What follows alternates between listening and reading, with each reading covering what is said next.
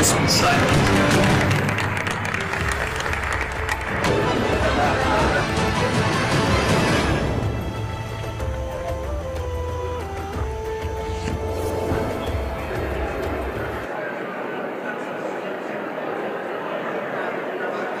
That there are a lot of sites of importance to migratory species.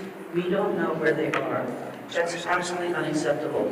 We have... The establishment of this new global partnership marks an important moment in our collective efforts. This partnership provides a platform for collaboration among diverse stakeholders, facilitating the development and implementation of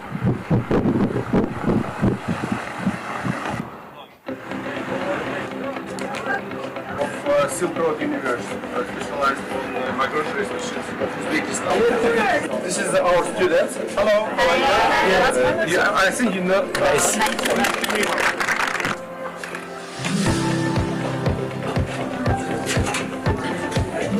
Please get the technical.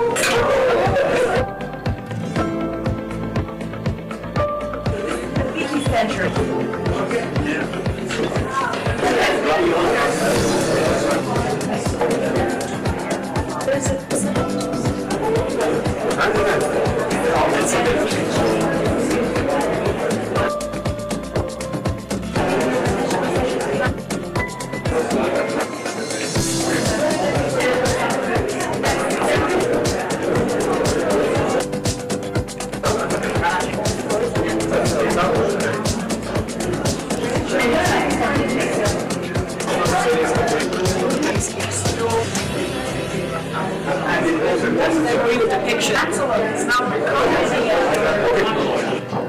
Bugungi ko'rgazmamiz noyob ko'chib yuruvchi hayvonot olami deb nomlanadi. Mana shu ko'rgazmamiz Atrofni muhofaza qilish va ekologiya vazirligi tomonidan tashkil etilgan bo'lib, bu yerda hamkorlarimiz O'zbekiston Davlat san'at muzeyi va O'zbekiston badiiy akademiyasi birgalikda namoyish etishmoqda.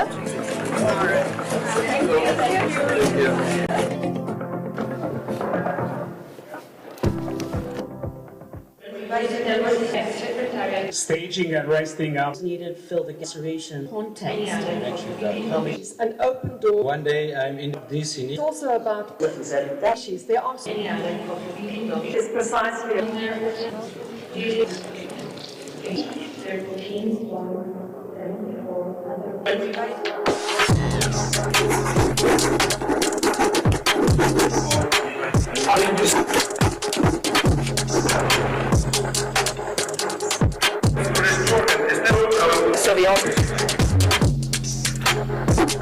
Well, dear delegates, I would like to kindly ask you to take a seat, and we will proceed to the closing plenary session of COP14.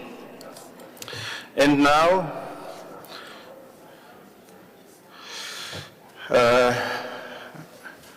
I now open the closing plenary session of COP14. I invite the meeting to take up agenda item 33.1, report of the Credential Committee. I invite the chair of the Credential Committee to present the committee's final report. Please.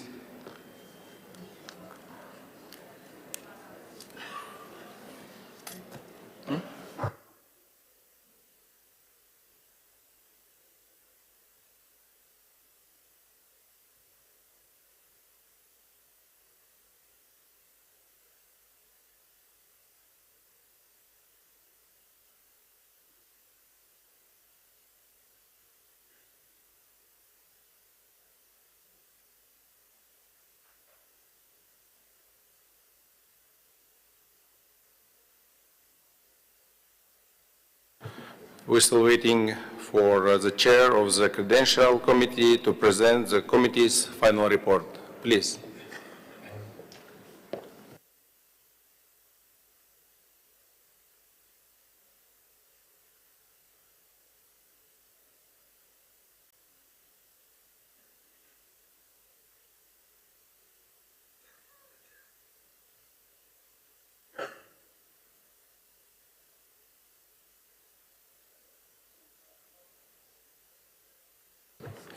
Well, let's move to next item.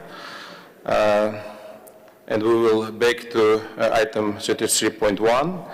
And since all the working groups, including budget, have reported in the CO, we can move to the next item. Are there any comments?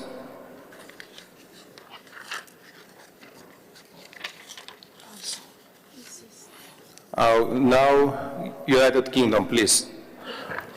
Thank you, Chair. Apologies for the delay. As terms of a final report from the Credentials Committee, and with thanks to all the members of the Credentials Committee for their work through the course of the week in evaluating all of the credentials we received. Of the 92 countries registered for COP14, we received 77 credentials, and as a committee we assessed 72 of those as accepted. So that's the final report from us. Thank you. Are there any comments, please?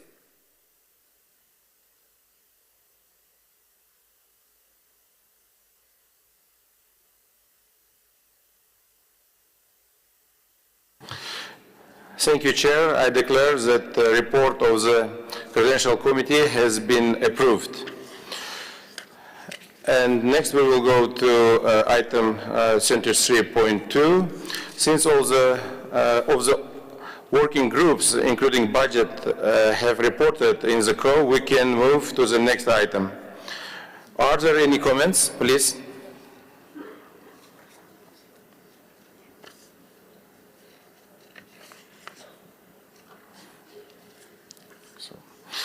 I thank the chairs of the working groups for the extraordinary work. The success of the meeting could not have happened without the tremendous effort they put into their tasks for sharpening the parties through this busy agenda. I would like to give a special thanks for the Colin Galbraith for his skill in managing the work of the Committee of Whole. I would like to invite Mr. Galbraith to report on the work of the CO. Please, the floor is yours. Thank you, Minister. Chairman. I'd like to express my thanks to the members of the Committee of the Whole. Parties and observers contributed very actively and very positively throughout the week. The Committee of the Whole has made a number of suggestions and recommendations for listing of species on the appendices of the Convention, and have made a number of recommendations in relation to resolutions to the Convention. These important recommendations, when taken as a whole, will provide a new framework for action for the Convention and will allow the Convention to develop innovative solutions to help migratory species around the world and to help their ecosystems that they depend on.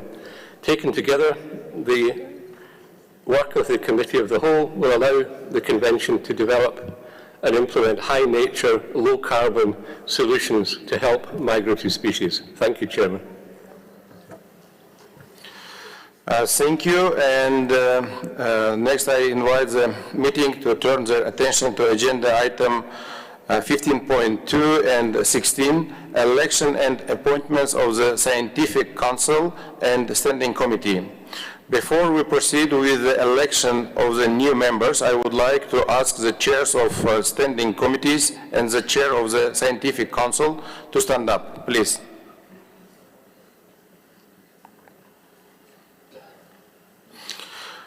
On behalf of the parties, Secretariat and all of the many partners involved with the work of CMS the last triennium, let me thank you for your extraordinary work.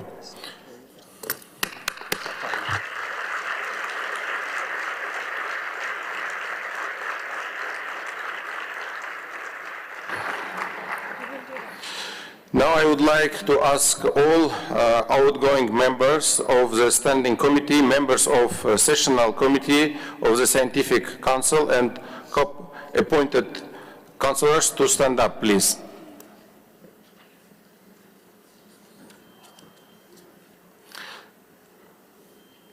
Thank you. On behalf of the party's secretariat and all of the many partners involved with the work of CMS in the last triennium, let me thank you for your extraordinary work. Thank you.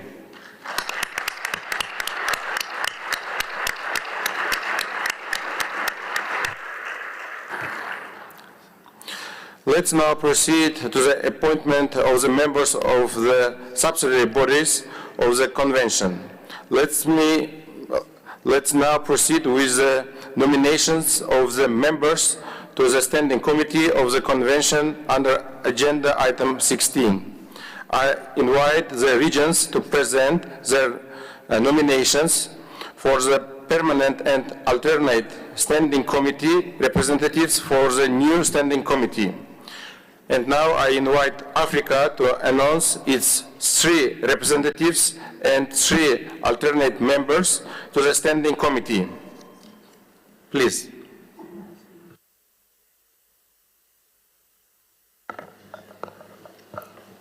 Thank you. Zimbabwe, floor is yours, please. Thank you, Chair. Africa will be represented by Algeria, Kenya, and Zimbabwe in the standing committee. And the alternates that we have for Africa, we do have the 2 members that we're saving, that are continuing. We have got Uganda. We also have Morocco that has joined the standing committee as an alternate. Thank you, Chair. Thank you, Africa. And now I invite Asia to announce its 2 representatives and 2 alternate members to the standing committee. Please. Saudi Arabia, floor is yours. Thank you, Mr. Chair.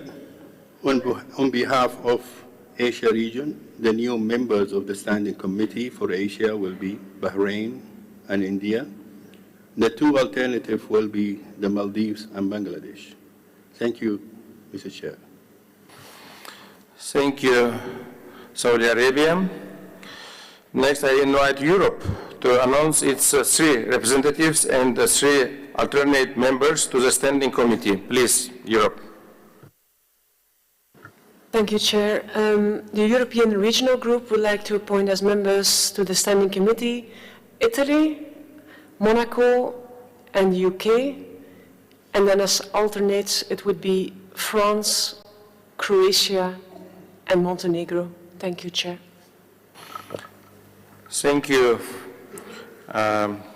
to European Union delegations. And next, I invite Latin America and the Caribbean to announce its 2 representatives and 2 alternate members to the standing committee. Please.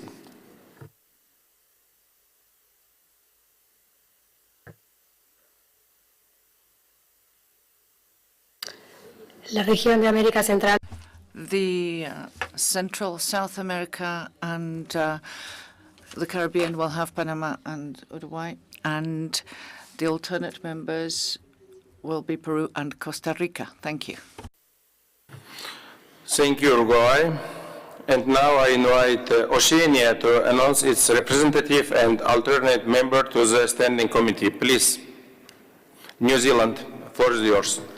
Thank you, Chair. The Oceania region would like to nominate New Zealand to continue as our regional standing committee representative and the Cook Islands to be our alternate. Thank you.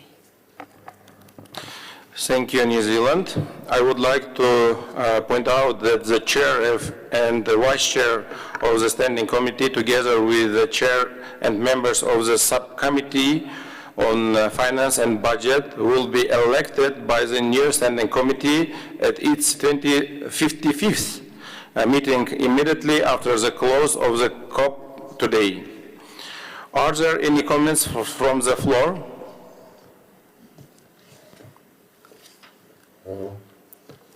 Zimbabwe, please, floor is yours. Chair, there was an omission of Seychelles as a representative member for Africa as well. in the Standing Committee. Apologies for that omission.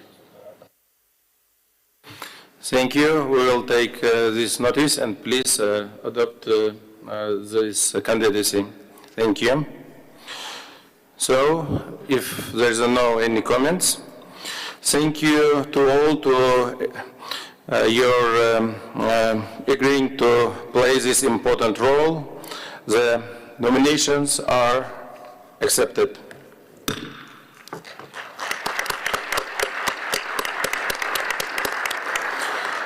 And we move now to the appointment of the Sessional Committee of Scientific Council for next triennium, item 15.2. I understand that the Committee of the Whole recommends to appointment of the COP-appointed councillors for the next intersessional period for the following subject areas: birds, aquatic mammals, terrestrial mammals, fish, climate change, connectivity networks, marine pollution, bycatch, invasive species. Is there any objection?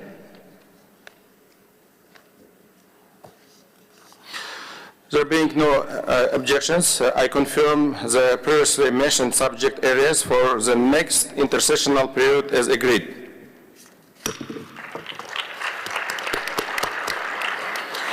I also understand that the Committee of Whole, upon recommendation of the Scientific Council, recommends to reconfirm the current COP-appointed councillors for birds, bycatch, connectivity networks, fish, invasive species and disease, and marine pollution for the next intersessional period. If there are no objection, I will consider these reappointments as agreed. Is there any objections? There being no objections, I confirm the reappointment of these COP-appointed councillors. Thank you. I also understand that the Committee of the Whole recommends the following experts to be appointed for the other agreed subjects areas as follows: aquatic mammals, Vanessa Tossenberger; climate change, Des Thompson. Any objections? Hearing no objections, the nominations are accepted.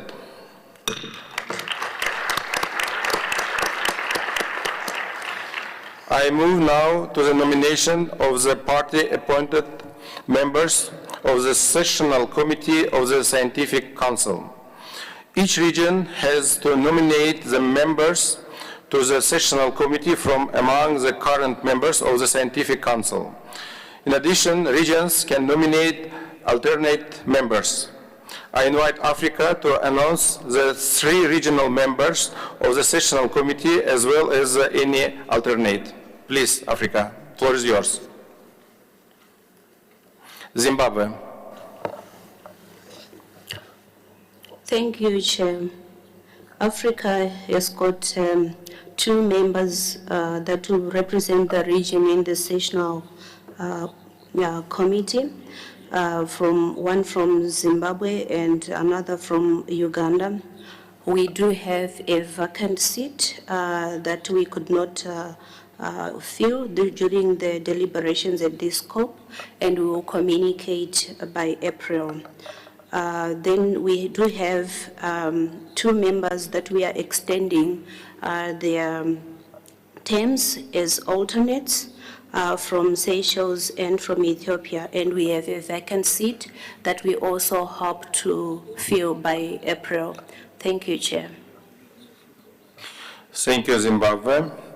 I invite Asia to announce the 3 regional members of the Sessional Committee as well as any alternate. Please.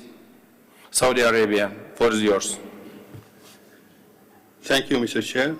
Out of the 3 representatives of the Sessional Committee of the Scientific Council, the region for Asia are nominated Sri Lanka and Kyrgyzstan Republic.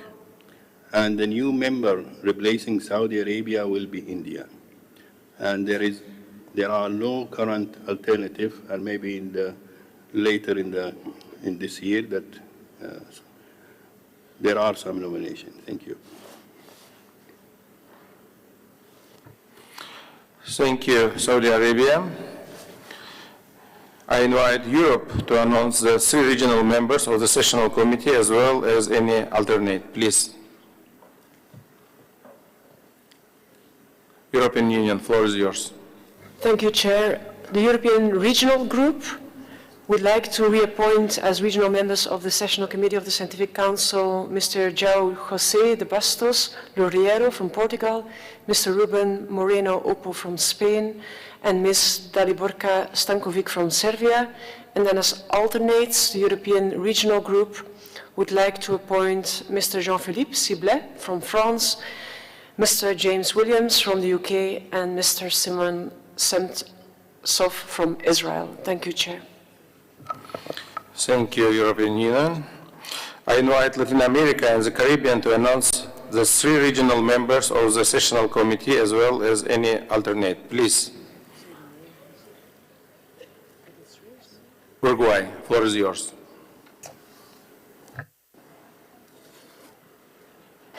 Okay. La región de América. The Central, South America and Caribbean region would like to name as members of the Scientific Council Mr. Carlos Mario Rego Vázquez for Costa Rica, Héctor Vera Alcaraz for Paraguay, and Patricia Pereira Serafini, Brazil. Thank you, Uruguay. I invite Oceania to announce the 3 regional members of the sessional committee as well as any alternate. Please, New Zealand, floor is yours. Thank you, Mr. Chair. For the sessional committee, the Oceania region would like to nominate the following representatives: Norelle MacDonald from Australia, Senibasa Wangaira Massa from Fiji, and Graham Taylor from New Zealand. We don't have any alternates to announce. Thank you. Okay, thank you. Are there any comments? Thank you to all to agreeing to play this important role.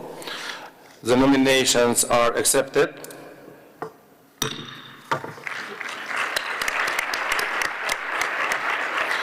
I would like to congratulate the members of the sessional committee for their appointment. Also, as part of document 15.1, the Committee of the Whole agreed to take note of the analysis of the financial implications of the increase in the number of party-appointed councillors per region from 3 to 4.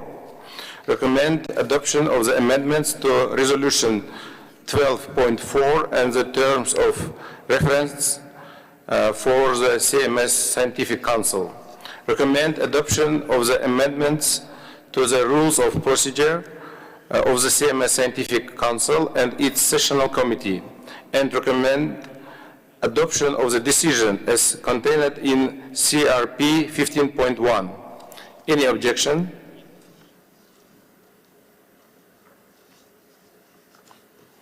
Thank you.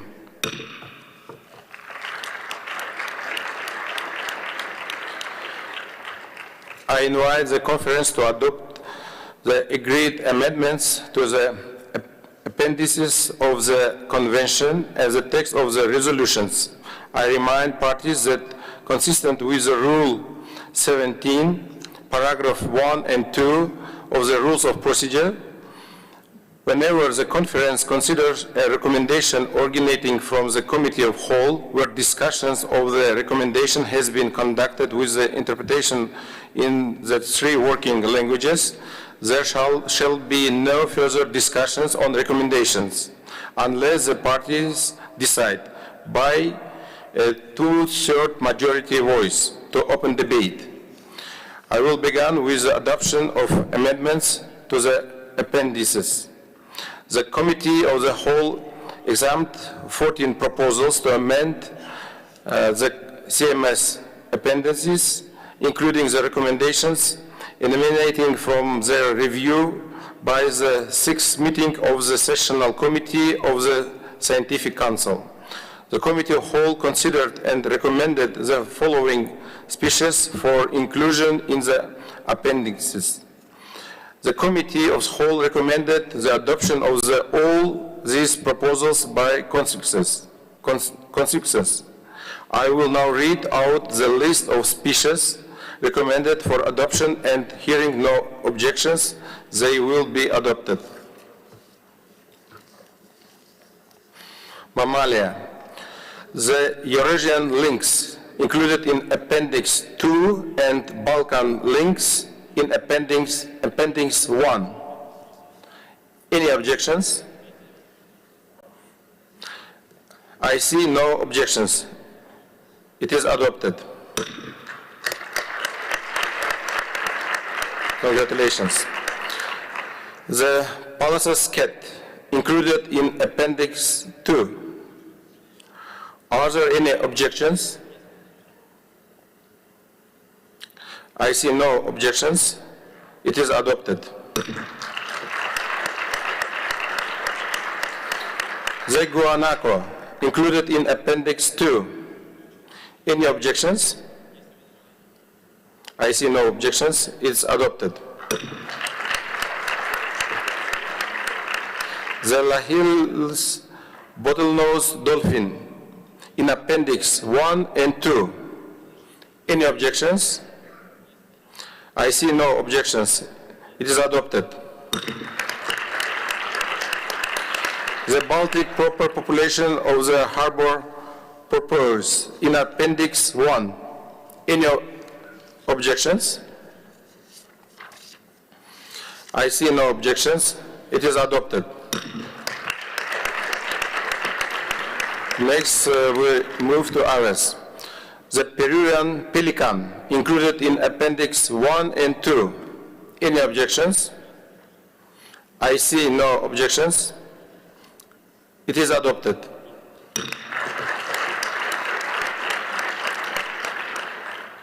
The Magellanic plover included in Appendix 1.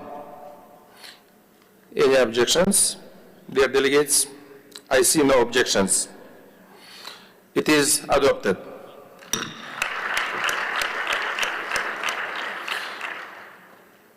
The southern African population of the bearded vulture included in Appendix 1. Any objections? I see no objections. It is adopted.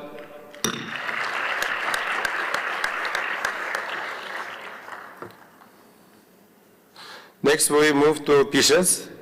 The sand tiger shark included in Appendix 1 and 2. Any objections? Thank you. I see no objections.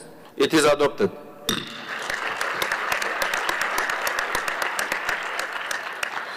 The black-chin gutterfish included in Appendix 2, and the Mediterranean sea population of this species included Appendix 1.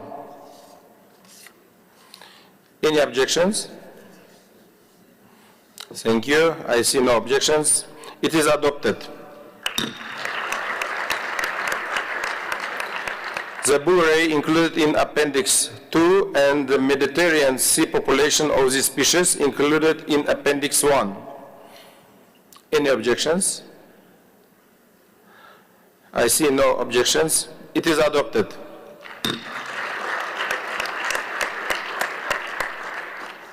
The Lusitanian cow-nose ray included Appendix 2 and the Mediterranean sea population of this species included in Appendix 1.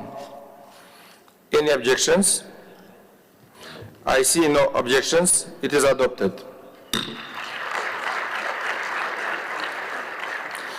The gilded catfish included in Appendix 2. Any objections? I see no objections. It is adopted. The Lao catfish or piramuta included in Appendix 2. Any objections? Thank you. I see no objections. It is adopted.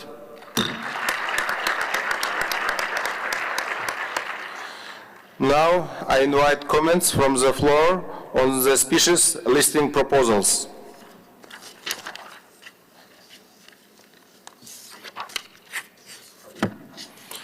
Israel, please, floor is yours. Thank you, Chair. We just finished adopting 14 listing proposals for uplisting species. I wrote and presented 3 of them, and we applaud them, and everybody's happy that they're listed. But I'm sad, because listing proposals show a failure in worldwide conservation. I want to bring proposals to the next COP for downlisting species, for taking them off the appendices, to show that their conservation statuses have been improved. And that's what we should be applauding. So as much as we work hard to protect these species and get them listed, our goal should be in the long run to improve their status and take them off the appendices. Thank you, Chair.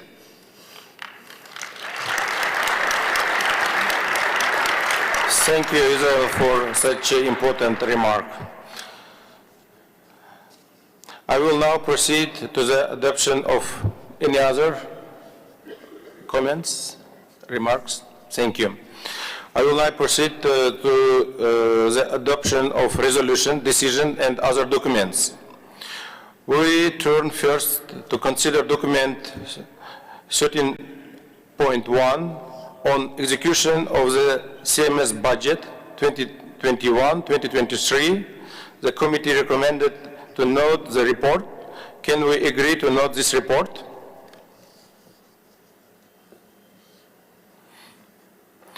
Hearing no objection, it is noted.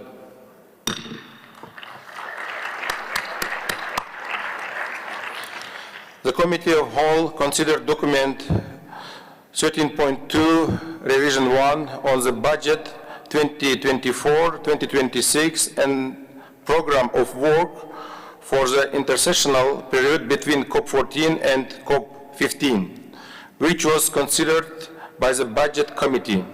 The Budget Committee made some changes to documents under Agenda Item 13, including prioritizing funding for participation in convention meetings for least developed countries and small island developing states.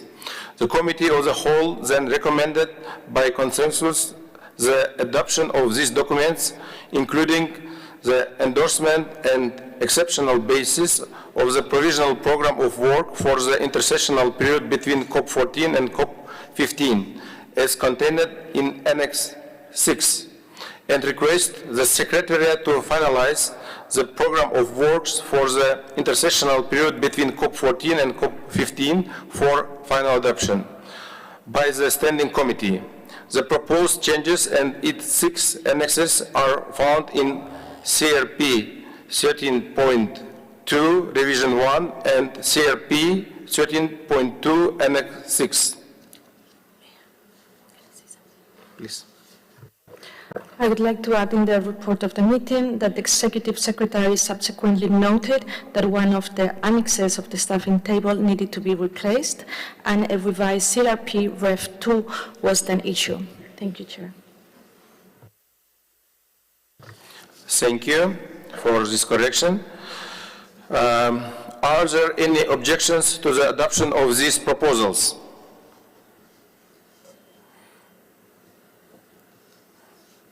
Any objections? Thank you. Hearing no objections, it is adopted.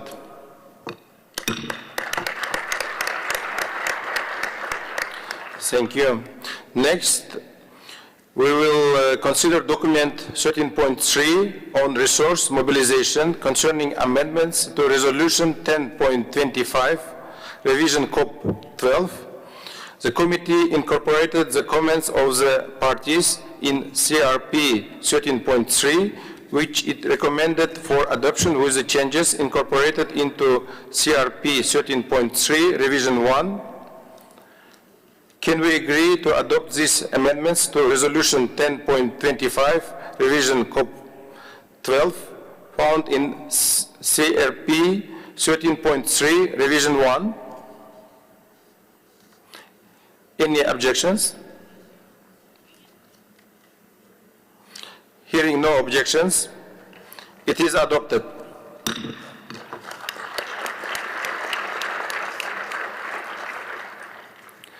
The Committee of the Whole considered document 14.1 on implementation of the strategic plan for migratory species 2015-2023.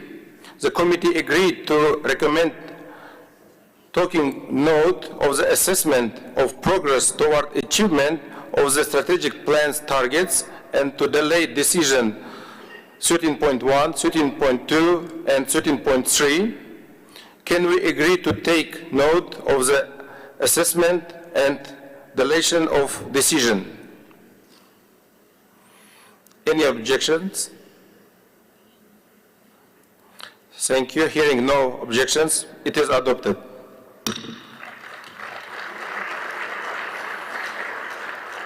The Committee of the Whole considered document 14.2 on a new strategic plan for migratory species.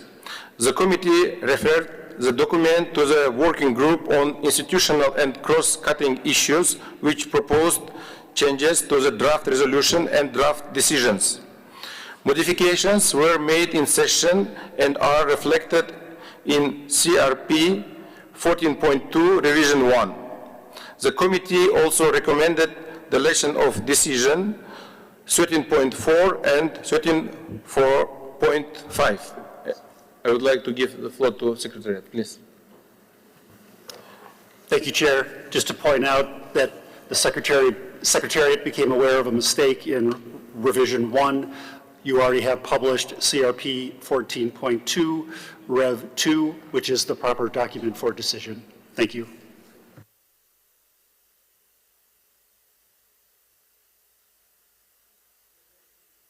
Sorry. Can we agree to adopt the Samarkand strategic plan for migratory species contained in CRP 14.2 Revision 1 and delayed decision 13.4 and 13.5? Any objections? Hearing no objections, it is adopted. Thank you.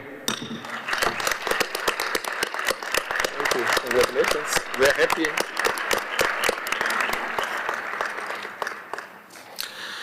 The Committee of the Whole considered document 15.1, evaluation of the results of the restructuring of the Scientific Council, which proposes amendments to Resolution 12.4.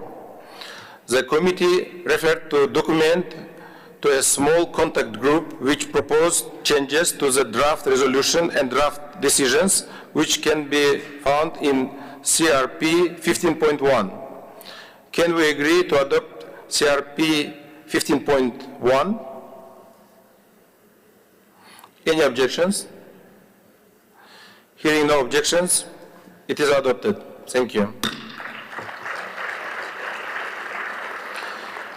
The Committee of the Whole considered document 17 on the CMS contribution to Kunming-Montreal Global Biodiversity Framework.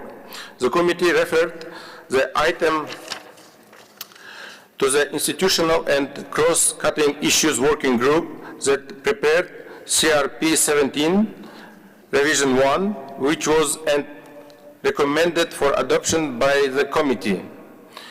It includes a new resolution and several decisions and recommendations, deletion on decisions 13.7 and 13.8. Can we agree to adopt the resolution and decisions and delay decision 13.7 and 13.8? Hearing no objections, it is adopted.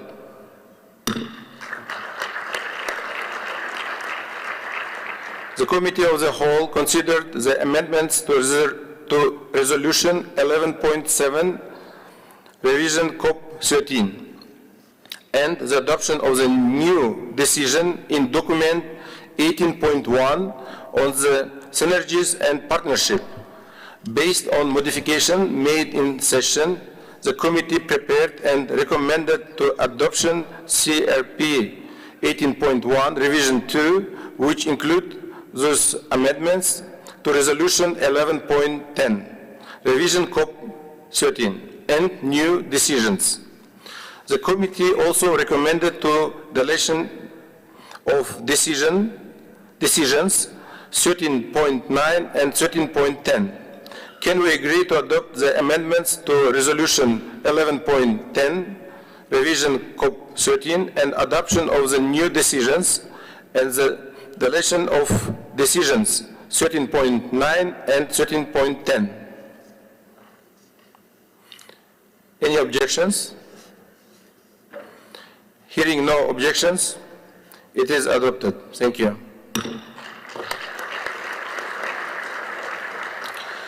The Committee of the Whole considered document 18.2, Revision 1, on the cooperation with the Intergovernmental Science Policy Platform on Biodiversity and Ecosystem Services.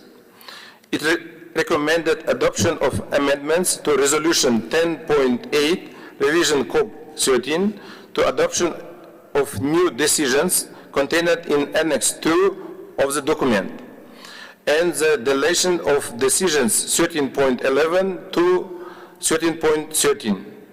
Can we agree to adopt the amendments to Resolution 10.8, Revision COP13, adopt the new decisions and delay decision 13.11 to 13.13 as contained in CRP 18.2? Any objections? Hearing no objection, it is adopted. Thank you. The Committee of the Whole recommended to take note of document 19 on communication and information management, as well as a strategic communication assessment included in that document. The committee also recommended the adoption of two new decisions found in Annex 1 of document 19. Can we take note of these two documents and adopt the new decisions? Any objections? No objection. It is adopted. The Committee of the Whole considered document 20 on the Atlas of Animal Migration. The committee recommended to take note of the report concerning the Atlas. It is also recommended adoption of new decisions found in CRP 20, after making a small amendment which has been incorporated into CRP 20 Revision 1. Can we agree to note the report and adopt the decisions in CRP 20 Revision 1? Any objections? Hearing no objections, it is adopted. Thank you. The Committee of the Whole considered document 21, Revision 1 on the conservation status of migratory species. The committee recommended to take note of three reports: the state of the world's migratory species, the assessment of the risk posed to CMS Appendix 1 listed species by direct use and trade, and the in-depth review of the conservation status of individual CMS listed species. The committee also recommended adoption of the draft resolution and of a new decision contained in CRP 21. Lastly, it recommended deletion of decision 13.17 and 13.18 and decision 13.24 to 13.26. Can we agree to adopt these recommendations? Any objections? Hearing no objection, it is adopted.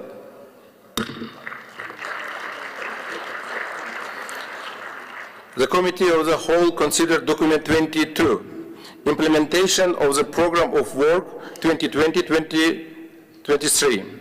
The committee recommends taking note of the report. Any objections? No objections. It is adopted.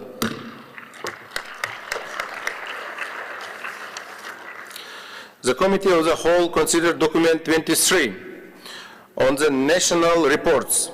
The committee recommends the adoption of amendments to Resolution 12.5 and decisions contained in document 23 with the modifications made in session and reflected in CRP 23. It further recommends to take note of the analysis of CMS national reports to COP14 contained in Annex 3 and the deletion of Decision 13.14 and 13.15 as recommended in CRP 23. Any objections? Hearing no objections, it is adopted. Thank you. The Committee of the Whole considered document 24 on the review mechanism and national legislation program. The committee referred the document to the Institutional and Cross-Cutting Issues Working Group and then recommended the adoption of the operational guidelines and draft decisions as contained in CRP 24 Revision 1. The committee also recommends the deletion of decisions 13.20 to 13.23. Can we adopt these recommendations? Any objections? No objection. It is adopted. Thank you.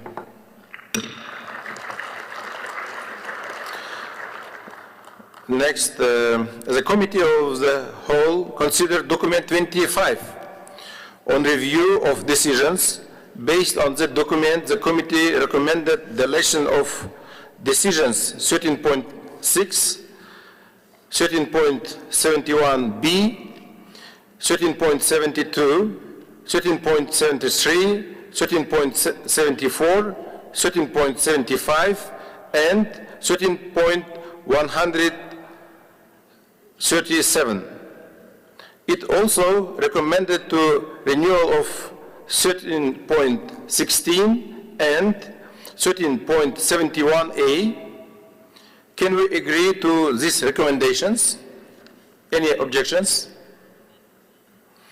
Hearing no objection, it is adopted.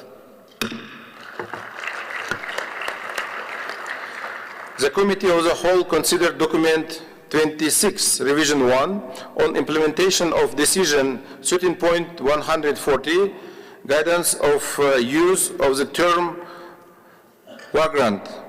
The committee recommended that the following. The Conference of Parties appreciated the work undertaken by the Scientific Council on implementation of Decision 13.140 and noted the report contained in document UNEP CMS COP14 Doc.26 Revision 1 implementation of Decision 13.140 guidance on the use of the term migrant. Can we agree to this? Any objections? Hearing no objections, it is adopted. The Committee of the Whole considered document 27.1.1 Revision 1 on bycatch and recommended taking note of the report. Technical mitigation techniques to reduce bycatch by sharks. There is no silver bullet, and the recommendations of the technical mitigation technique to reduce bycatch by sharks. The committee also considered the draft new decisions found in Annex 3 of document 27.1.1 Revision 1. The committee referred to document to the Aquatic Working Group, which proposed additional changes reflected in CRP 27.1.1. Lastly, the committee recommended the deletion of decision 13.61 to 13.63. Can we agree to adopt CRP 27.1.1? Any objections? Hearing no objections, it is adopted.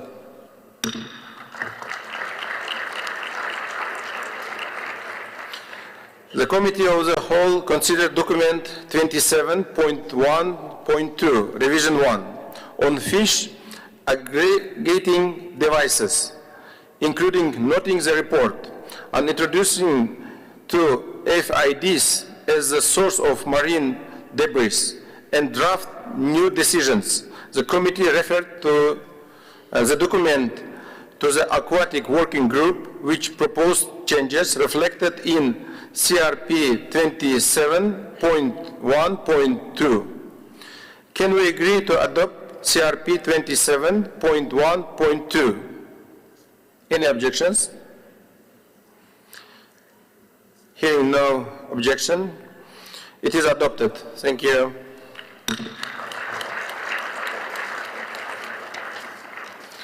The Committee of the Whole considered document 27.1.3, revision 1, on maltreatment and mutilation of seabirds in fisheries, which included proposed in new draft decisions. The committee referred the document to the Aquatic Working Group that proposed changes reflected in CRP 27.1.3. Can we agree to adopt CRP 27.1.3? Any objections? No objections. It is adopted. Thank you.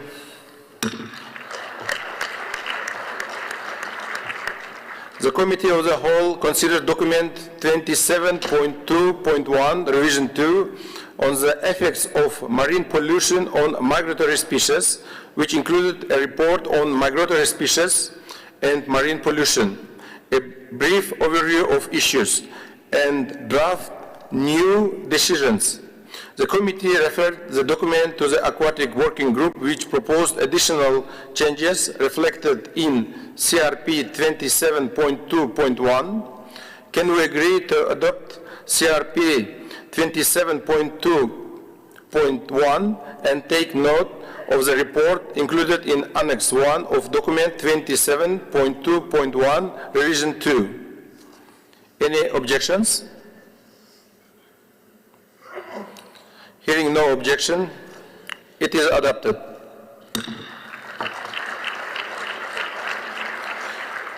The Committee of the Whole considered document 27.2.2, revision 2, on marine nose. After referring the document to the Aquatic Working Group, the committee took note of the report of the joint CMS ASCOBAM's Noise Working Group contained in Annex 1 of document 27.2.2. The committee further agreed to recommend the deletion of decisions 13.58, 13.59, and 13.60, and recommended the adoption of new draft decisions found in CRP 27.2.2, revision 1. Can we agree to take note of the document, delete these decisions, and adopt CRP 27.2.2, revision 1? Any objections? No objections. It is adopted.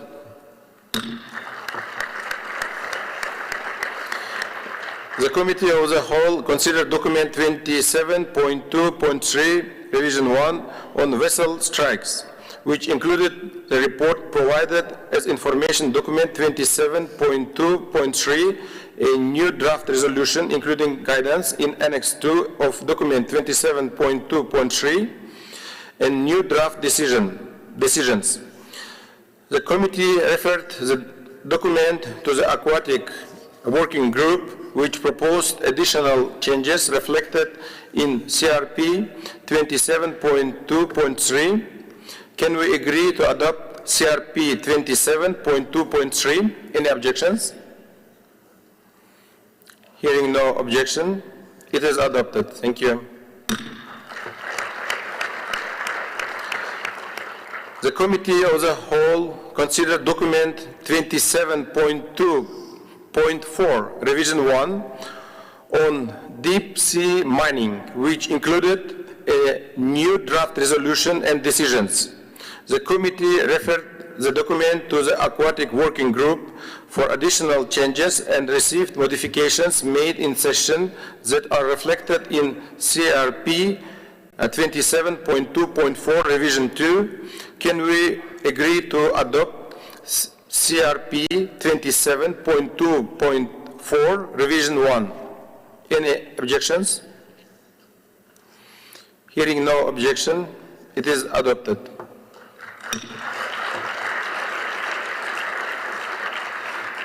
The Committee of the Whole considered document 27.3.1, revision 1, on recreational in-water interactions.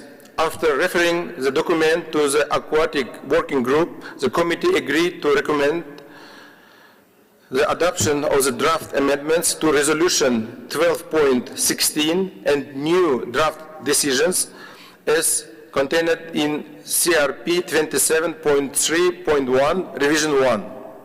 The committee also agreed to recommend the endorsement as part of the draft amendment to Resolution 12.16 of the guidelines for recreational in-water interaction with marine wildlife, contained in CRP 27.3.1, Annex 2, and the deletion of decision 13.66 to 13.68. Can we agree to adopt these recommendations? Any objections? Hearing no objection, it is adopted.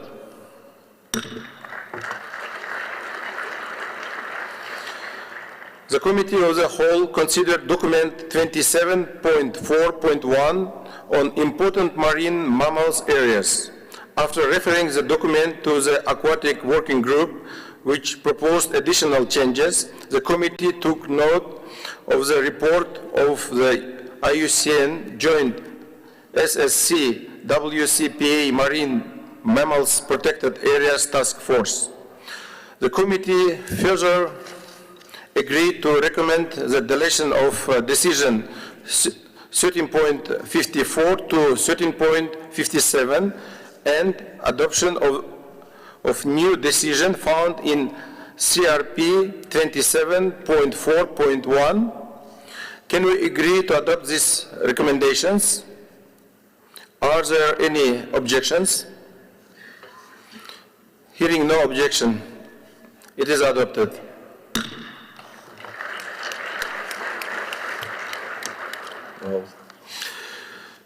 The Committee of the Whole considered document 27.4.3 on seagrass ecosystems. After referral to Aquatic Working Group, which proposed additional changes, the committee agreed to recommend the adoption of new resolutions and the adoption of new decisions included in CRP 27.4.3 revision 1 with an additional revision made in session which will be reflected in the post-sessional final outcome. Can we agree to adopt this recommendation? Any objections? Hearing no objection, it is adopted.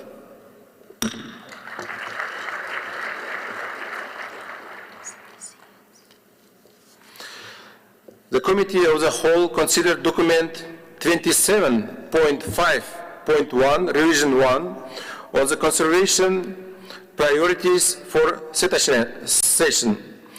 After referral to the Aquatic Working Group, which proposed additional changes, the committee recommended to note the reports and recommendations included in the informational document 27.5.1 A and B, and to note the conservation recommendations for range states of specific cetacean species in Annex 1 of the document.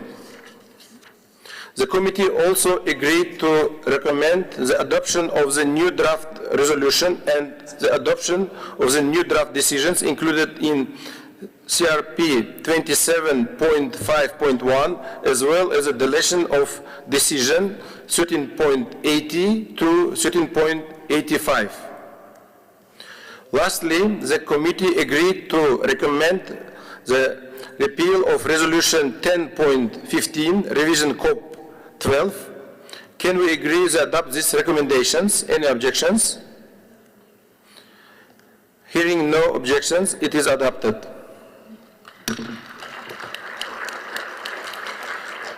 The Committee of the Whole considered Document 27.5.2, Revision 2, on the Single Species Action Plan for Atlantic humpback dolphin.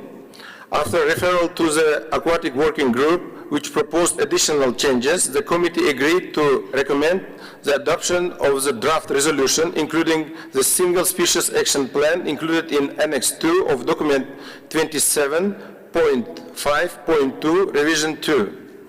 The committee also agreed to recommend the adoption of new draft decision, which can be found in Document 27.5.2, Revision 2.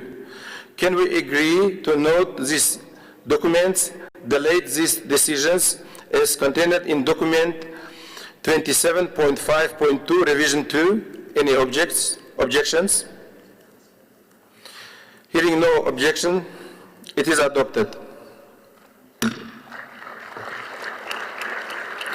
The Committee of the Whole considered Document 27.5.3, Revision 1, on sirenians, pinnipeds, and otters. After referral to the Aquatic Working Group, the committee agreed to recommend new draft decision and recommended to deletion of decision 13.55, 13.56C, 13.81A and B, and 13.82A. The final version of these documents can be found in CRP 27.5.3. Can we agree to adopt it and delete the decisions? Are there any objections?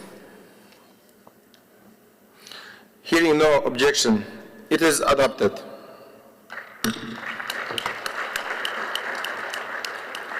The Committee of the Whole considered Document 27.6.1, Revision 1, on marine turtles.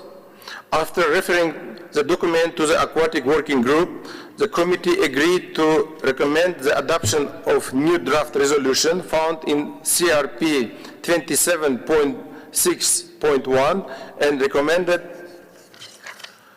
the deletion of decisions 13.69 and 13.70.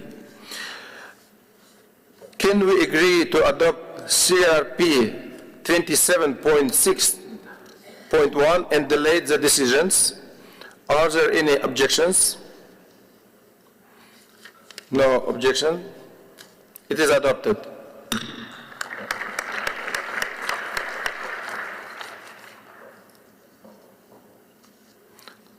The Committee of the Whole considered Document 27.6.2, Revision 1, on the Single Species Action Plan for the hawksbill turtle in Southeast Asia and Western Pacific Ocean region. After referring the document to the Aquatic Working Group, the committee agreed to recommend the adoption of the new draft resolution, including the Single Species Action Plan in Document 27.6.2, Revision 1, and the adoption of the new draft decisions, which can be found in CRP 27.6.2.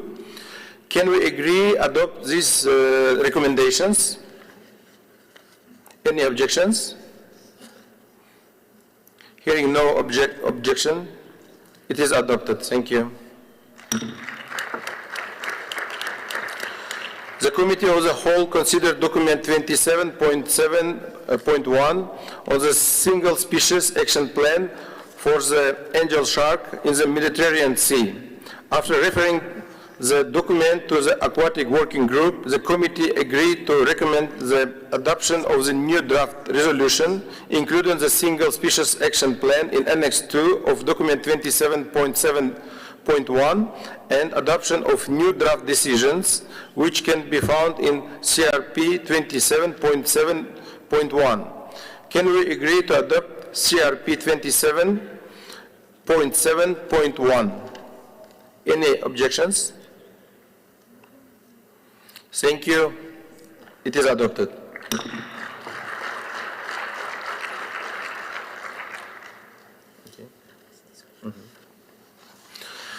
The Committee of the Whole considered document 27.4.2, revision 1, on important shark and ray areas.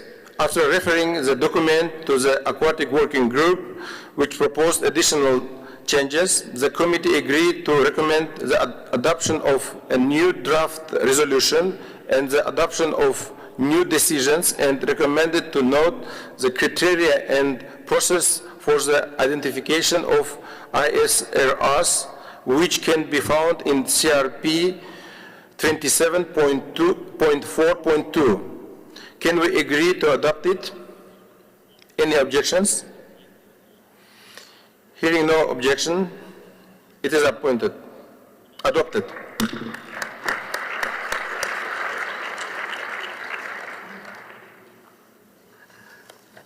Which will go? And where will go?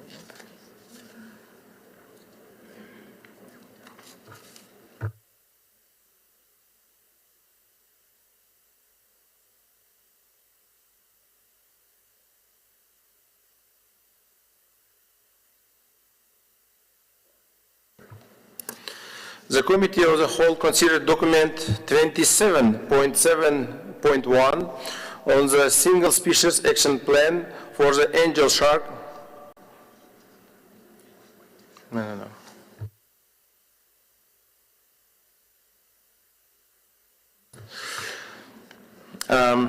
The Committee of the Whole considered document 27.7.2, revision 1, on the freshwater fish, including the European eel. After referring the document to the Aquatic Working Group, the committee agreed to recommend the adoption of the new draft decisions, which can be found in CRP 27.7.2, revision 1, and recommend to the election of decisions 13.76 to 13.79. Can we agree to adopt these recommendations? Any objections? Hearing no objection, it is adopted.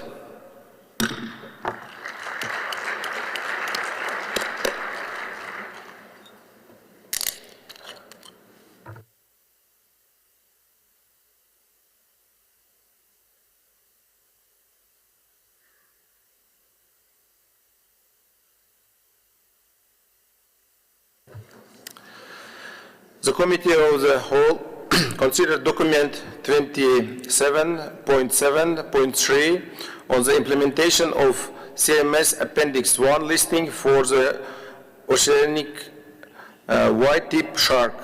After referring the document to the Aquatic Working Group, the committee agreed to recommend the adoption of the new draft decisions, which can be found in CRP 27.7.3. Can we agree to adopt it? Any objections? Hearing no objections, it is adopted.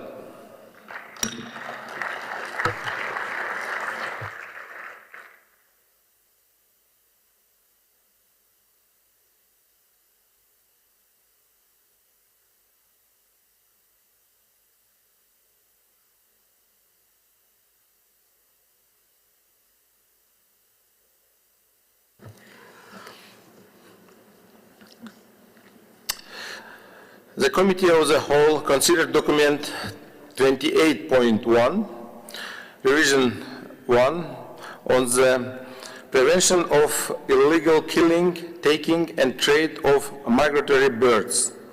After referring the document to the Avian Working Group, the committee agreed to recommend the adoption of the draft amendments to Resolution 11.16, revision COP14, and the adoption of new draft decisions which can be found in CRP 28.1, revision 1, and to recommend the deletion of decisions 13.27 to 13.33.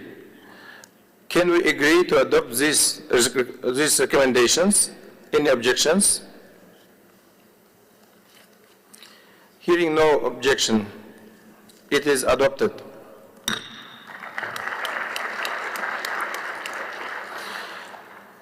The Committee of the Whole considered document 28.2 on the action plan for migratory land birds in the African Eurasian region.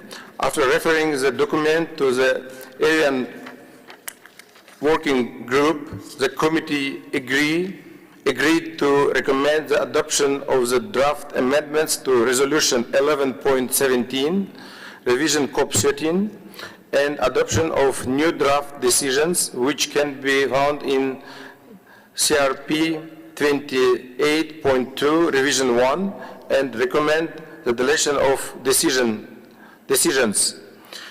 13.33 to 13.38. Can we agree to adopt these recommendations? Any objections? Hearing no objection, it is adopted.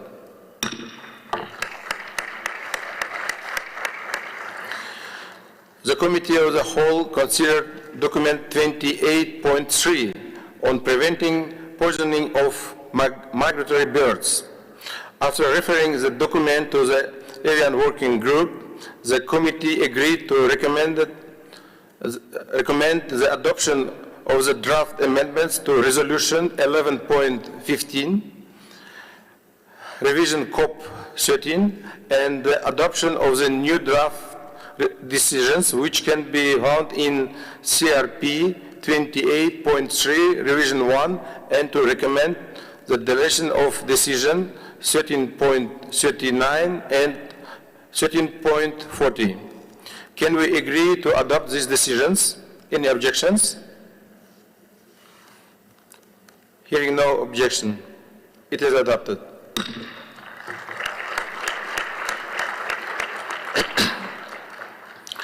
The Committee of the Whole considered document 28.4.1, revision 1, on flyways. After referring the document to the Avian Working Group and receiving further modifications made in session, the committee agreed to recommend the adoption of the draft amendments to Resolution 12.11, revision COP13, and the adoption of new draft decisions which can be found in CRP 28.4.1, revision 1, and to recommend the deletion of decisions 13.41 to 13.46. Can we agree to adopt CRP 28.4.1, revision 1, and delay decisions 13.41 to 13.46. Any objections?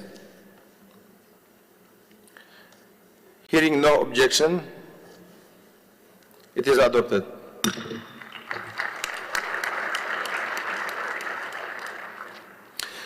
The Committee of the Whole considered document 28.4.2 on the initiative for Central Asian Flyway. After referring the document to the Area Working Group and receiving further modifications made in session, the committee agreed to recommend the adoption of the new draft resolution and new draft decisions, which can be found in CRP 28.4.2, revision 1. It also recommended the deletion of decision 13.46. Can we agree to adopt these recommendations? Any objections? Hearing no objection, it is adopted.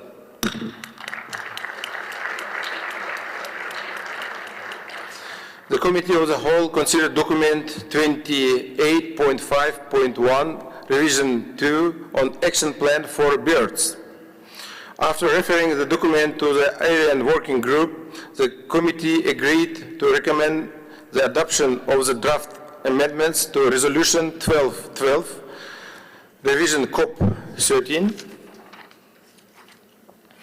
and the adoption of the new draft decisions, which can be found in CRP 28.5.1, revision 1. Can we agree to adopt it? Any objections?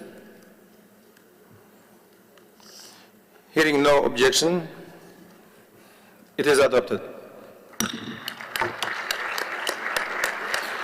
The Committee of the Whole considered document 28.5.2, revision 1 on Christmas Island frigate bird single species action plan and agreed to recommend the adoption of the draft amendments to Resolution 1212, revision COP13, including the International Single Species Action Plan for the conservation of the Christmas Islands frigate bird. Can we agree to adopt the amendments to Resolution 1212 and the Single Species Action Plan? Any objections? Hearing no objection, it is adopted. Thank you.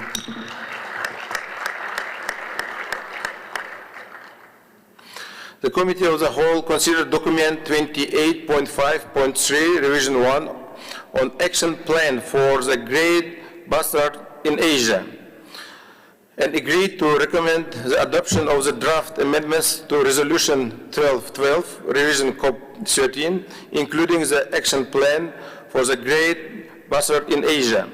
Can we agree to adopt the amendments to Resolution 1212, including the action plan? Any objections?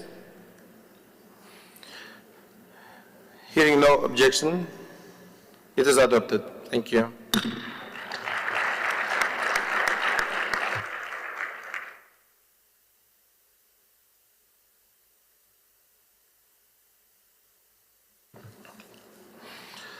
The Committee of the Whole considered document 28.6, revision 1, on the conservation of African Eurasian vultures.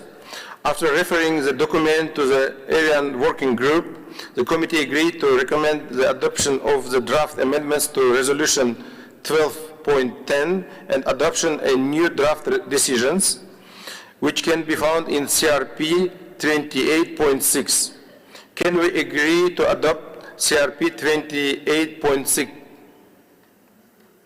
Any objections? Hearing no objection, it is adopted.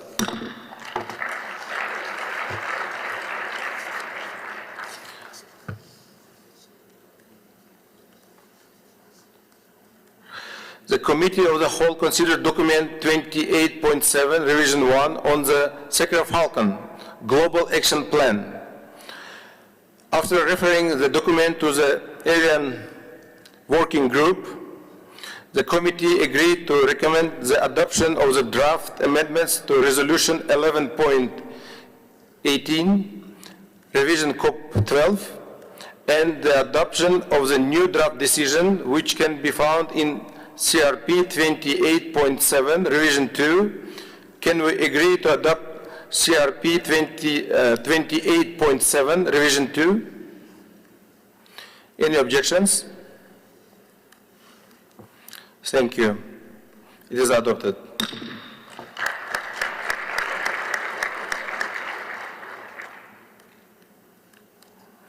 The Committee of the Whole considered document 29.1, revision 1, on the African Carnivores Initiative.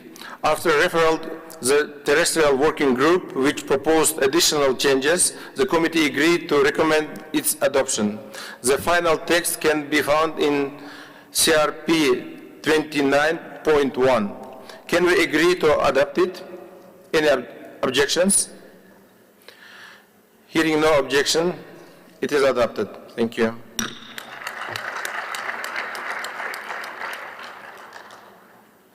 The Committee of the Whole considered document 29.2.1, revision 1, which reports on the implementation of the concerted action for Sahelo-Saharan megafauna. Having considered the report, the committee recommended the closure of concerted action. Can we agree to close this concerted action? Any objections? Hearing no objection, it is adopted.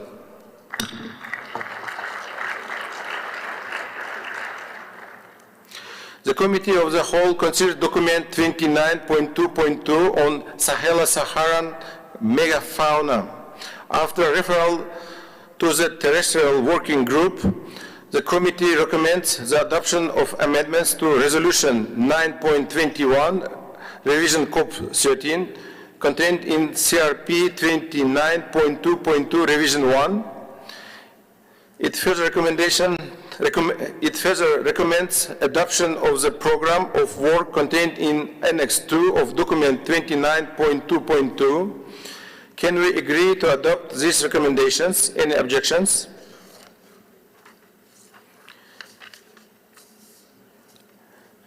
Hearing no objection, it is adopted.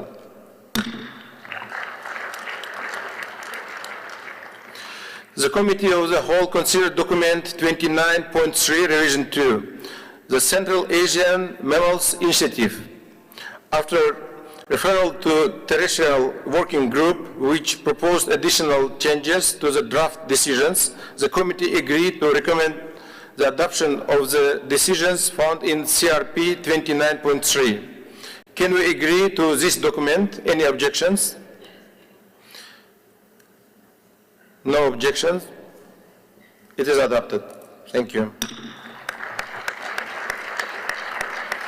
The Committee of the Whole considered document 29.4.1, endorsement of the African Elephant Action Plan.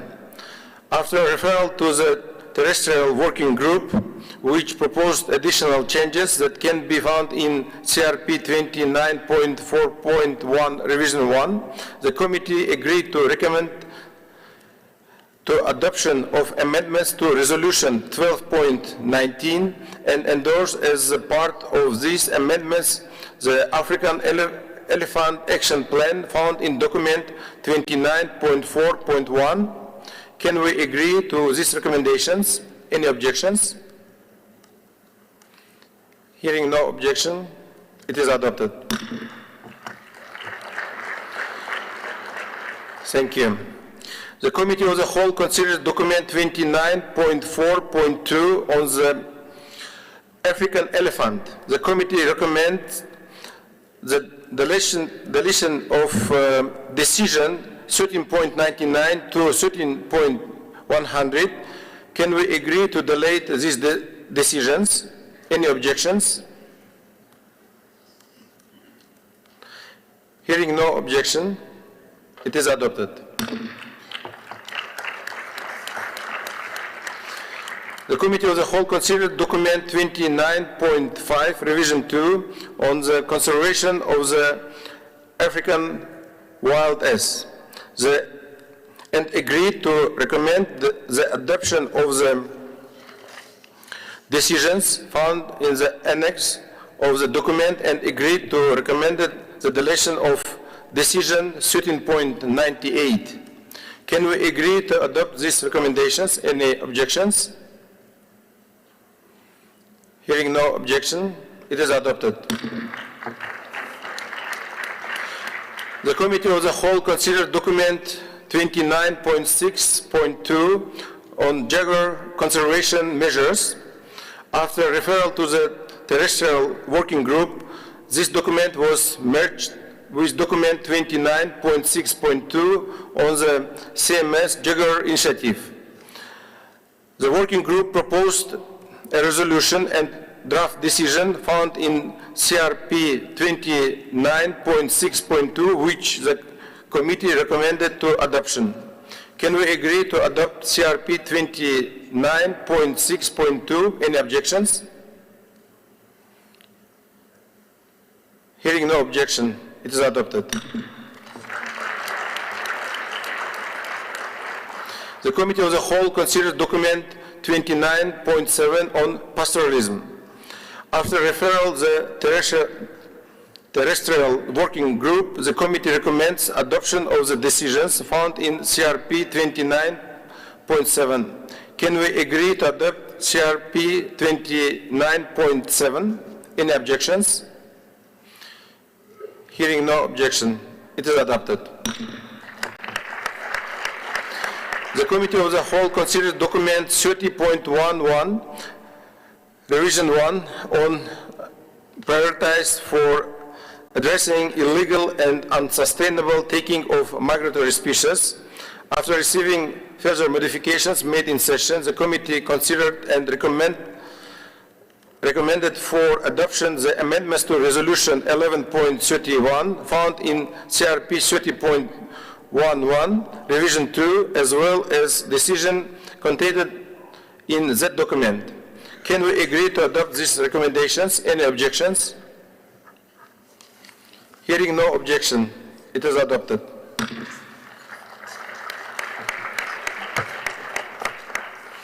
The Committee of the Whole considers document 30.1.2, Revision 3, on the Aquatic Wild Meat and Action Plan to address aquatic wild meat harvests in West Africa. The committee recommended taking note of the region of the report found in Annex 1 of the document. It also recommended the adoption of a new resolution, including an action plan found in Annexes 2 and 3 of the document. It also recommended the adoption of decisions contained in CRP 30.1.2 and deletion of the decisions 13.64 and 13.65. Can we agree to adopt these recommendations? Any objections? Hearing no objection, it is adopted. The Committee of the Whole considered document 30.1.3 addressing unsustainable use of terrestrial and avian wild meat of migratory species of wild animals. The committee recommended to take note of the executive summary found in Annex 2 document. It also recommended the deletion of decisions 13.109 to 13.112. Can we agree to adopt these recommendations? Any objections? Hearing no objection, it is adopted. The Committee of the Whole considered document 30.2.1.1 on ecological connectivity policy aspects. The committee recommends the adoption of the consolidated resolution as well as the decisions found in CRP 30.2.11, Revision 1. It also recommends the deletion of decisions 13.113 to 13.115. Can we agree to adopt these recommendations? Any objections? Hearing no objection, it is adopted. The Committee of the Whole considered document 30.2.12 on ecological connectivity technical aspects.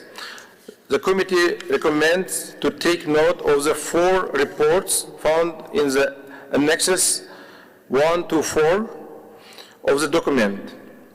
Can we agree to take note of these reports? Any objections? Hearing no objection, it is adopted. Thank you.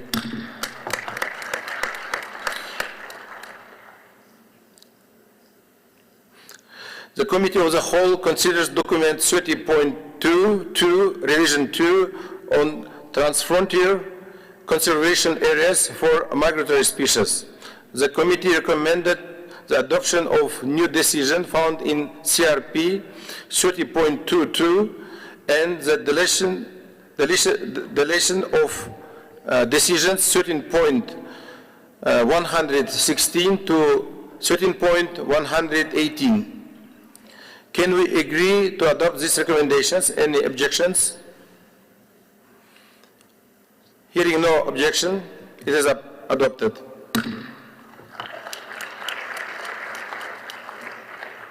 The Committee of the Whole considered document 30.2.3, Community Participation and Livelihoods. After referring the document to the Working Group on Institutional and Cross-Cutting Issues, the Committee agreed to recommend the adoption of a new resolution which includes key guiding principles on the involvement of communities in the conservation of migratory species, and a decision which can be found in CRP 30.2.3 Revision 4. The committee also recommended the deletion of decision 13.119 to 13.121. Can we agree to adopt these recommendations? Any objections? Thank you. It is adopted. The Committee of the Whole considered document 30.3.1, Revision 1, Infrastructure Development and Migratory Species. The Committee recommends the adoption of the amendments to Resolution 7.2, Revision COP14, and decision contained in CRP 30.3.1. It further recommends deletion of decision 13.130 to 13.134. Can we adopt the recommendations? Any objections? Thank you. It is adopted.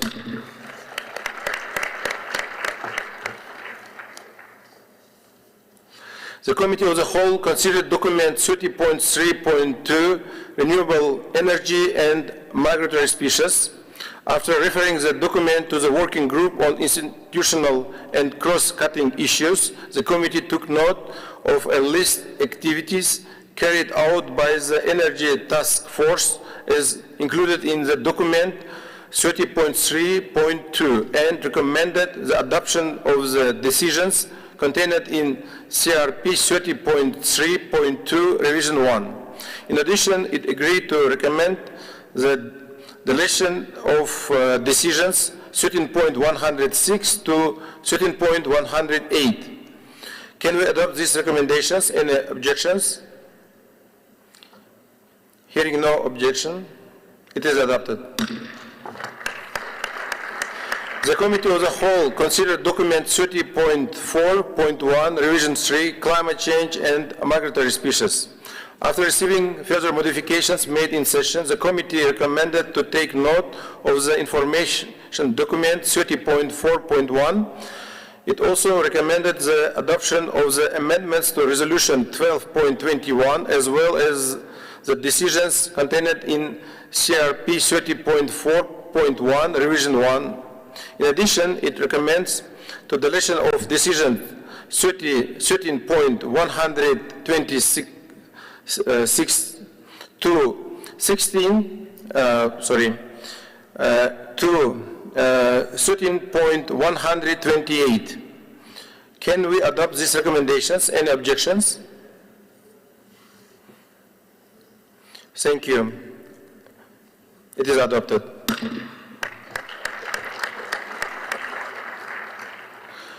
The Committee of the Whole considered document 30.4.2, Revision 1, Insect Decline and its Threat to Migratory Interdiverse Animal Populations. The committee recommends to take note of the summary of the report contained in Annex 1. It also recommends to adoption of the decisions in CRP 30.4.2 and deletion of decision 13.129. Can we adopt these recommendations? Any objections? It is adopted. Thank you. The Committee of the Whole considered document 30.4.3, wildlife disease. The committee referred the document to the institutional and cross-cutting working group. The committee recommended to take note of the summary of the report, migratory species and health, a review of migration and wildlife disease dynamics, and the health of migratory species within the context of One Health.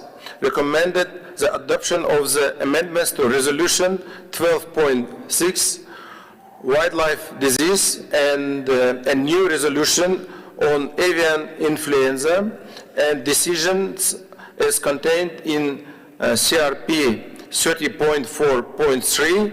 Can we adopt this recommendation? Any objections? Hearing no objection, it is adopted. The Committee of the Whole considered document 30.4.4, light pollution guidelines for wildlife.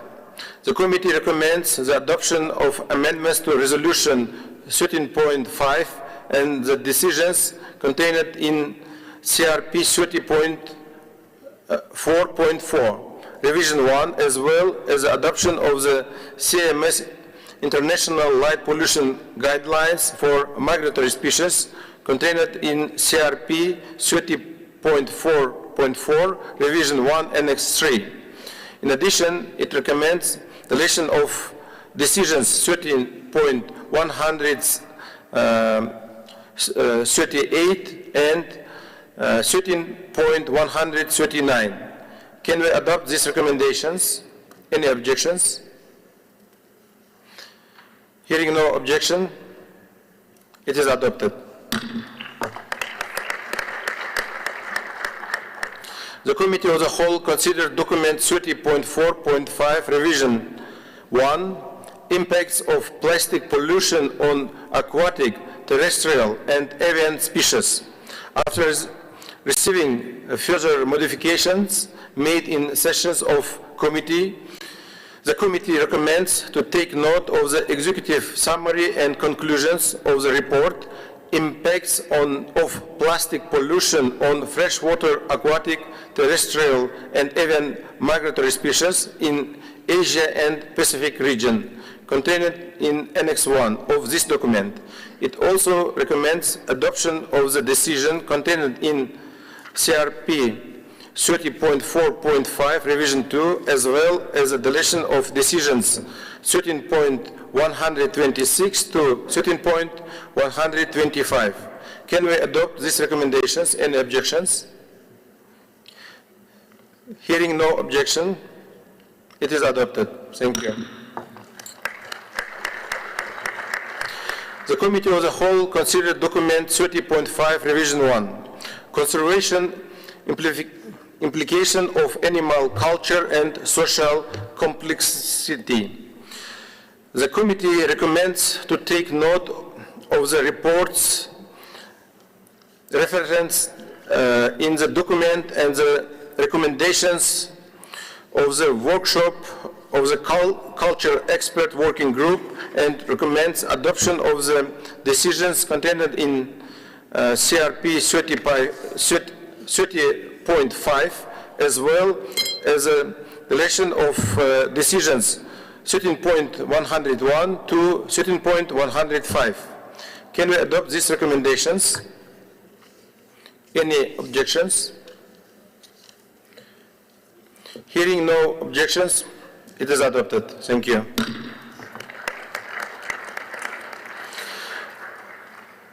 Next will be a very important document, I hope. The Committee of the Whole considered document 30.6, Revision 1, Ecotourism and Migratory Species. The committee recommends to take note of information document 30.6. It also recommends the adoption of the amendments to Resolution 12.23 contained in CRP 30.6, Revision 1, and endorse the guidelines annexed to the resolution. In addition, the committee recommends deletion of decisions 13.135 and 13.136. Can we adopt these recommendations? Any objections? Thank you. It is adopted.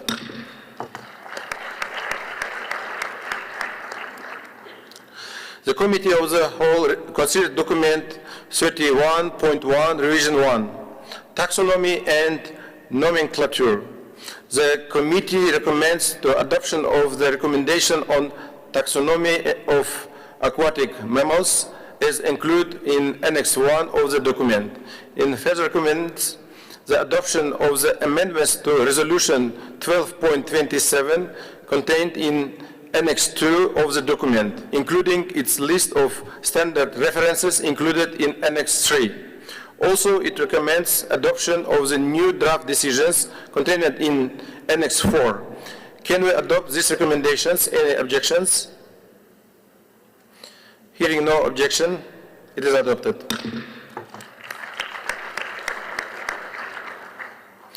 The Committee of the Whole considered document 31.2 Revision 1, guidance on the disaggregation of families in general listed in Appendix 2.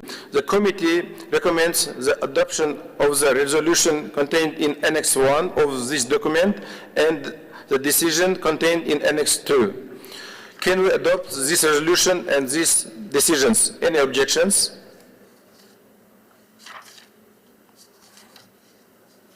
It seems no objection. It is adopted. Thank you.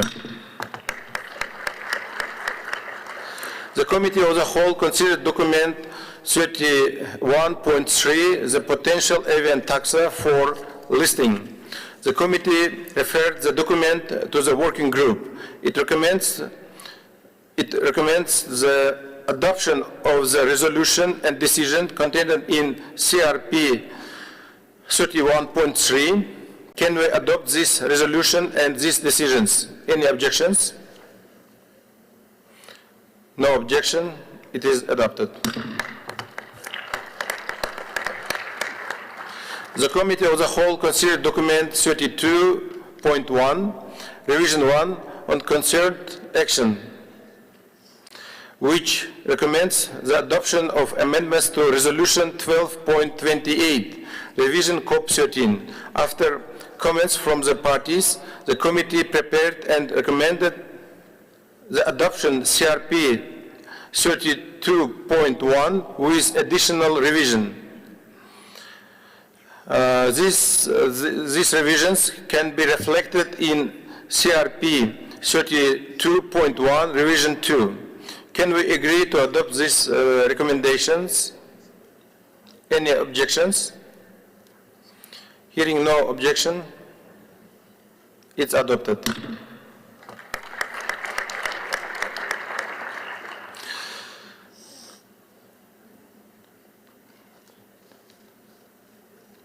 The Committee of the Whole considered document 32.2, assessment of progress in the implementation of concerted action and possible proposals for their extension.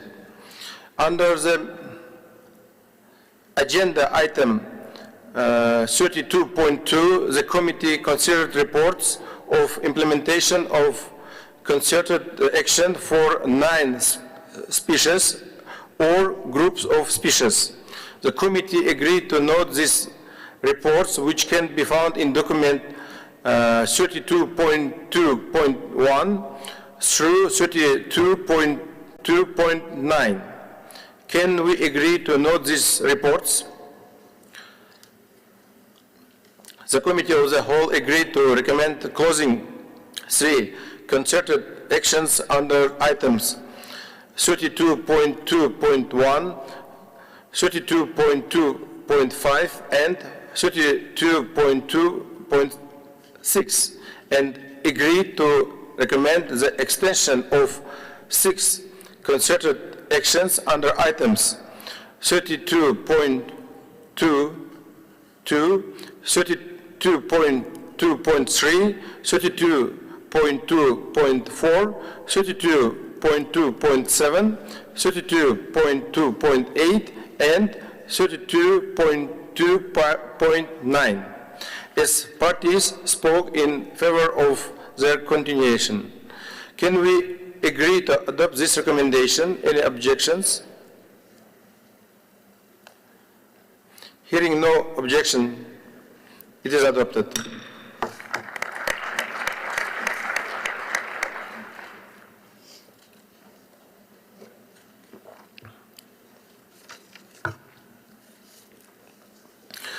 The committee considered several concerted actions for a specific species or group of species under agenda item 32.2 in the new proposals for concerted action for the triennium 2024-2026. In the interest of time, I am going to take this as a block.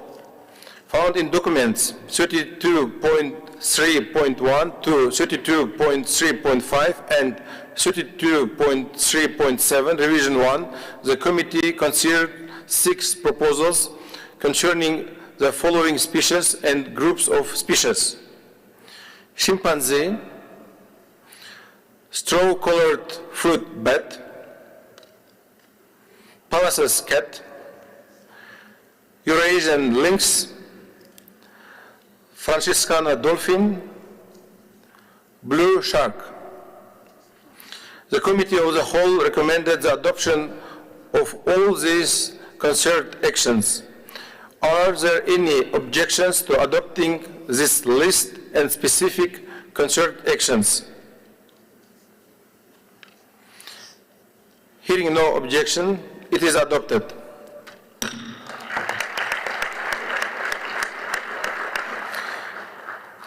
I want to say how refreshing it is to see these concerted actions now becoming concrete proposals with enthusiastic engagement of the parties involved. My thanks to the proponent for developing them.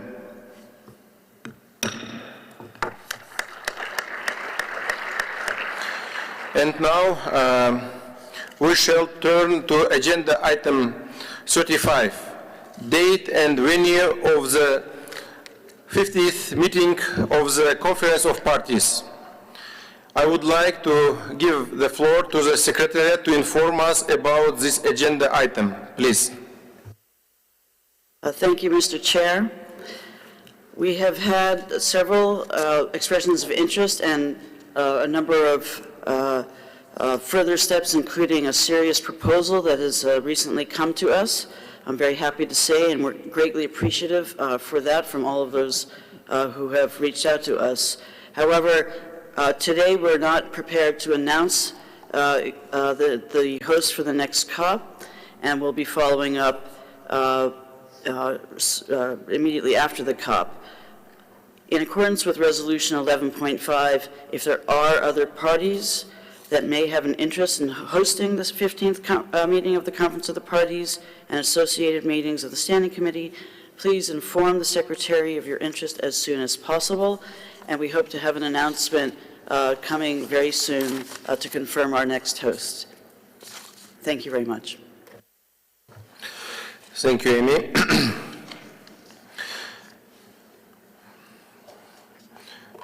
And now we will move to item 36, any other business. I invite the conference to raise any other matters of business. Thank you. I would now open the floor for very short closing statements. In the interest of time, I invite delegates to talk on behalf of the region or groups. Let's start with parties and non-parties. Please.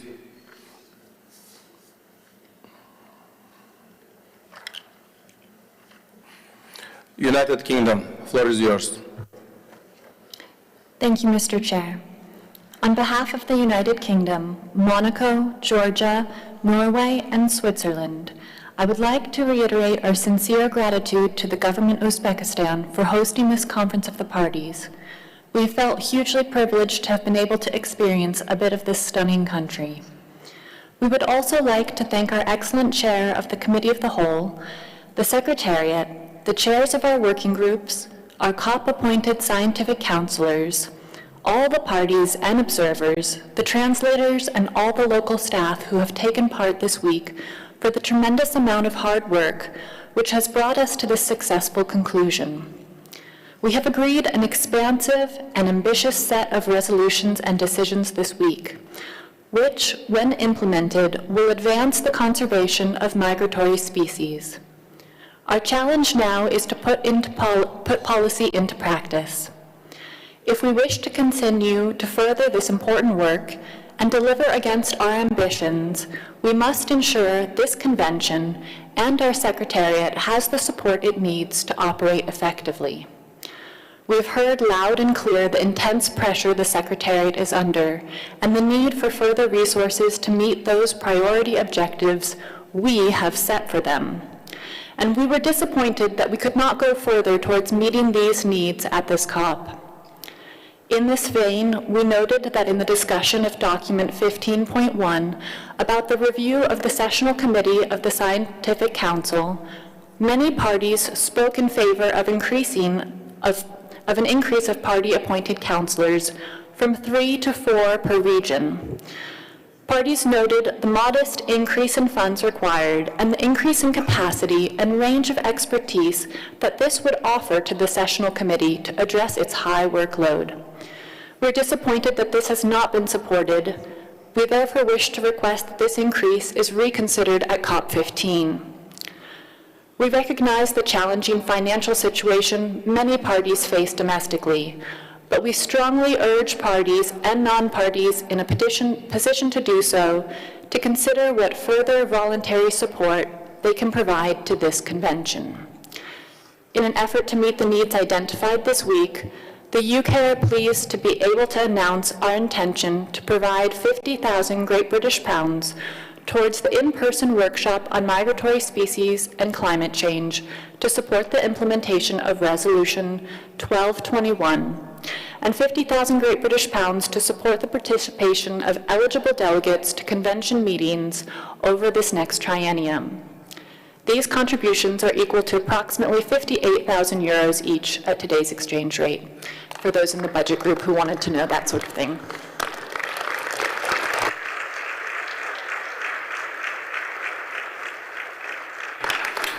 Thank you, United Kingdom, especially for such financial support of activity of Secretariat. And next, I would like to give a floor to Panama, please.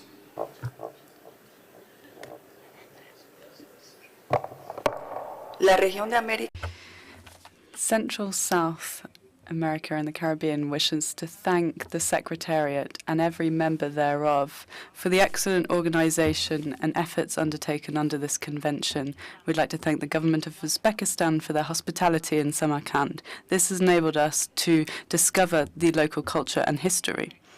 We'd also like to sincerely thank the interpreters and all of those who've contributed to the technical organization of this event so that we can undertake this important work at COP14.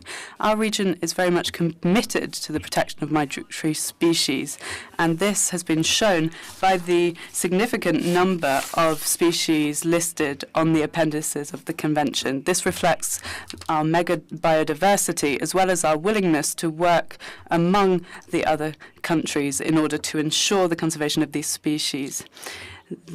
In the Andean high mountains, the ecosystem of the Pacific, and all of these areas. We also cover the Amazon area, and this is home to the jaguar. All of these species are important for the ecosystem, and jaguar is also a symbolic species. It's important to also conserve the habitat and other smaller species within our region. We are committed to ensuring the connectivity of terrestrial, avian and marine mammals. We have listed the guanaco, the Lahill's dolphin, the sand tiger shark, the gilded catfish, the lalau catfish, and the Magellanic plover, as well as the Peruvian pelican. These species have been listed, but we also have an initiative for the jaguar, which involves other important activities. We also have the concerted action from Franciscana dolphin, the Argentinian Memorandum of Understanding for high Andean flamingos as well.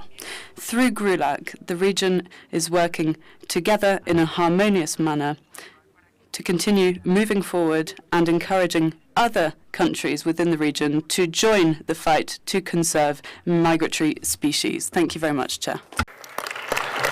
Thank you, Panama.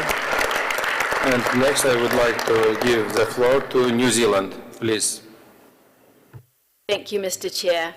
On behalf of the 6 parties of the Oceania region present at this meeting, we would like to thank Uzbekistan for hosting this meeting. We feel privileged to experience your beautiful country and amazing hospitality. Coming from small and large islands in the Pacific Ocean, Uzbekistan couldn't be more different. The venue is spectacular and the preparation and organisation impeccable. Oceania would also like to express our sincere thanks to the Secretariat, the Chair of the Plenary, the Chair of the COW, Chair of the working groups, and of course the interpreters with whom we couldn't do without, for keeping our discussions running effectively through this COP, as well as the intercessional work of the Sessional Committee, ably chaired by Narelle Montgomery. For the Oceania region, there were many successes at this meeting, and I'll highlight a few. Firstly, we were extremely pleased to see adoption of a clear and robust strategic plan for migratory species to guide our work for the next 8 years. The explicit inclusion of Indigenous peoples in local communities is an important addition that we are very happy to see.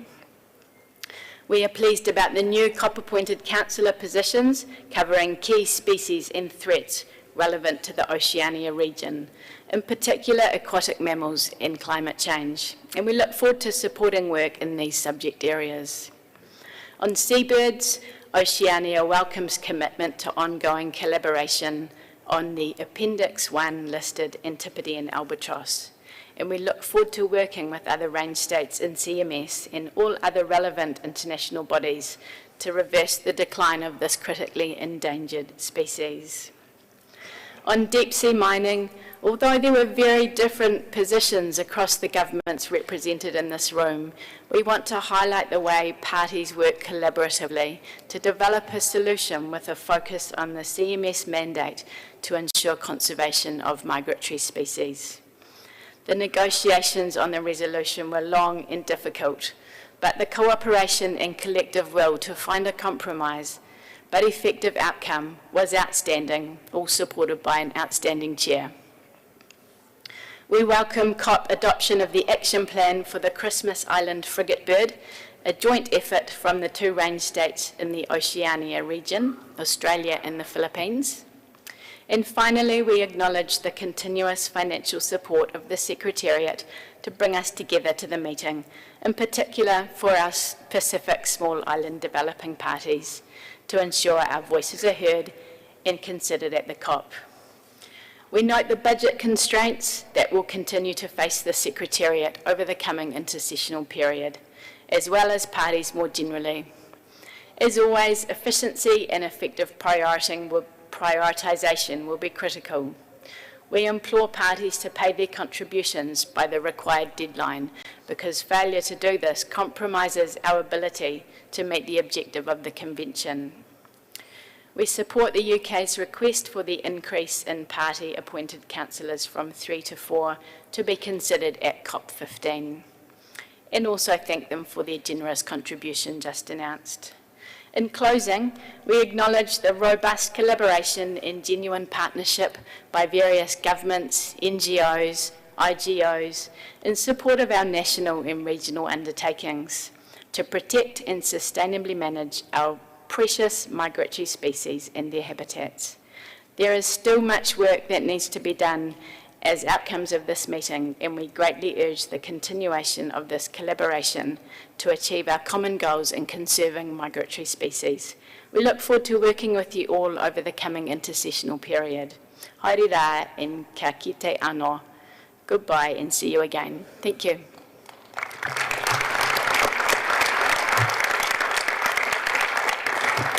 Thank you, New Zealand. And now I give the floor to Saudi Arabia. Please. Thank you, Mr. Chair. On behalf of the Asian region, we would like to congratulate the government of Uzbekistan for hosting this event in this beautiful venue and for their warm hospitality throughout the week.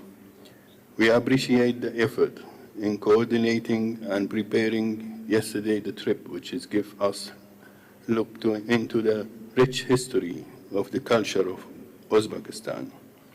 Our appreciation also goes to the CMS Secretariat, the chair of the whole, and the chairs of the working group and the chairs of the plenary for their deep leadership. Also, our thankful to interpreter for their hard work during the last few days. This COP makes a significant milestone with the launch of the first State of the World Migratory Species report earlier this week.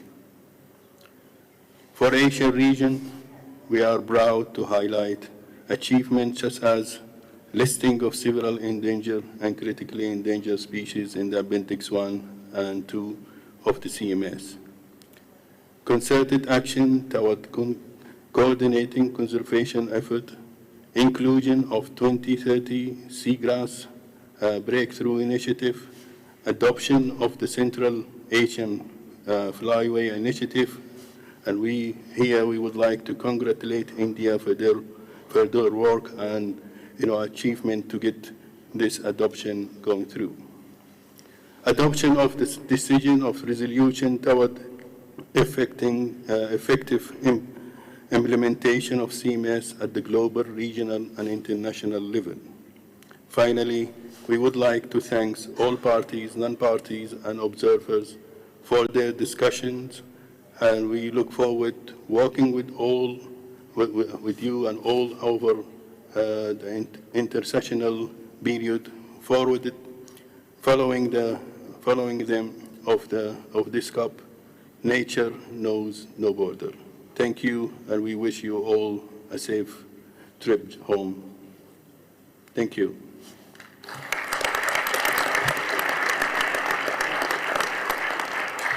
Thank you, Saudi Arabia. And next, I give the floor to European Union. Please, floor is yours. Thank you.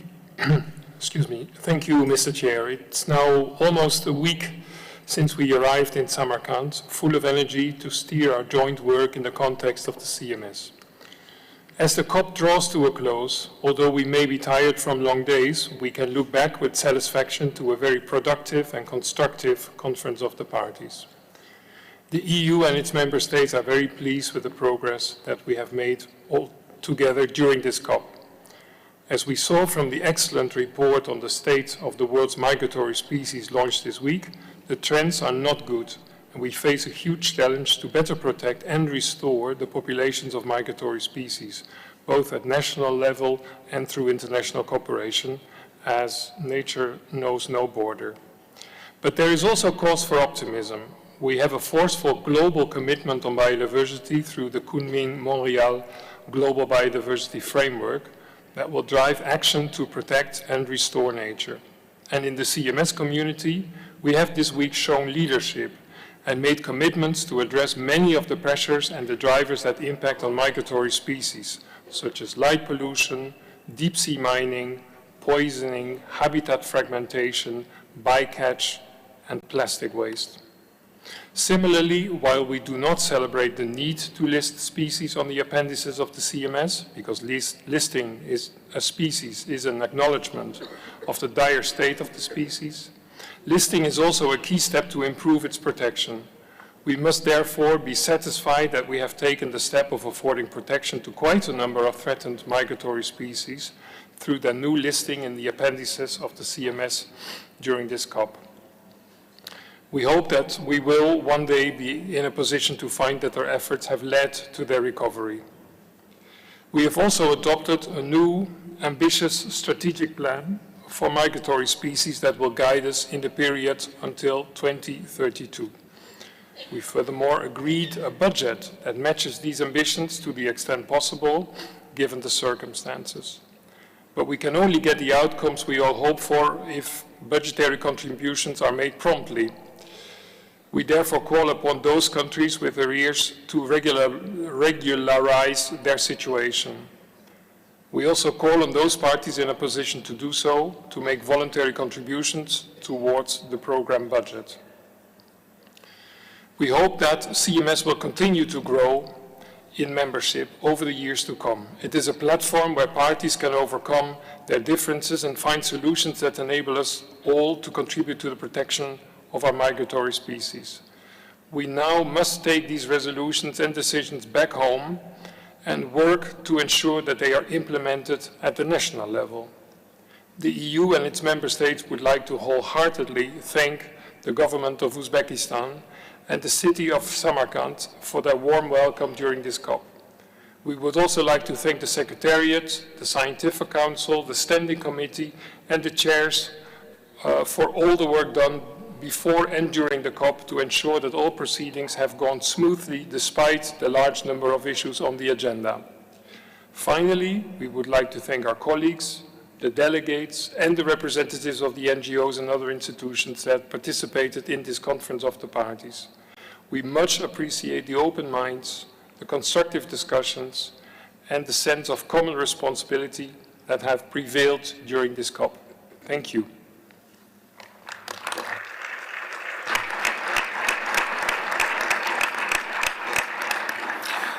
Thank you, European Union. And next, I give the floor to Zimbabwe.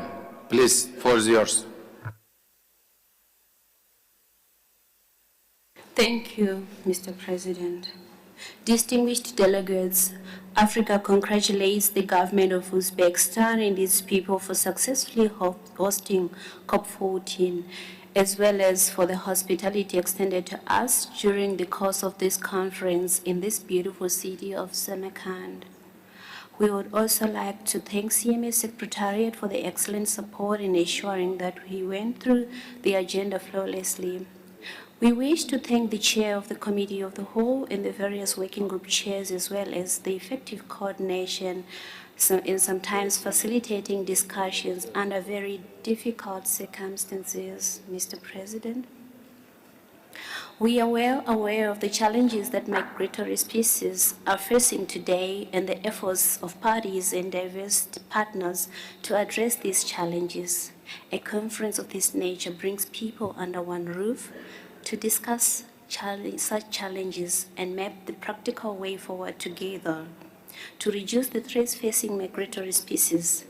And we think as Africa, and we agree, that this is never a manual task. Together, we have managed to review our progress of the work done since COP13, adopted the new strategic plan for migratory species for the period 2024 to 2032, the budget for the 2024 to 2026 triennium, and also the program of work for the intersessional period until COP15. The State of the World's Migratory Species that was launched at this COP has serious obligations for us parties and stakeholders alike. The theme of this COP also carried an important take-home message: nature knows no boundaries. As we should continue to prioritize issues of connectivity, pollution control, wildlife disease, and pay attention to our concern over some ideological views against any sustainable use of natural resources and involvement of indigenous peoples in local communities that were expressed by some participants during the conference, Such views, we believe, may distort the collaborative and inclusive spirit of the objectives that we all seek to achieve under this convention, as livelihoods of most Africans in rural areas are nature-based since time immemorial, and we see these people as stewards and partners and not villains. Distinguished delegates, it's important to remind ourselves that drafting documents and implementing them are two different things. We place great emphasis on the convention to facilitate and availing the means of implementation if we are to achieve our desired goals. Greater efforts should therefore be made towards resource mobilization and capacity development, especially for Africa and other developing countries. The conservation and sustainable use of migratory species is a collective process. Hence, it is important to uphold teamwork, as there is no individual country on its own that can effectively conserve migratory species and their habitats without cooperation of other parties. Africa values the importance of fulfilling our obligations under this convention, and when some parties from our region struggle to make subscriptions as expected, that should never be interpreted as lack of commitment. We are grappling with other challenges, including poverty, amongst others, and basic needs are competing for the same budget resources.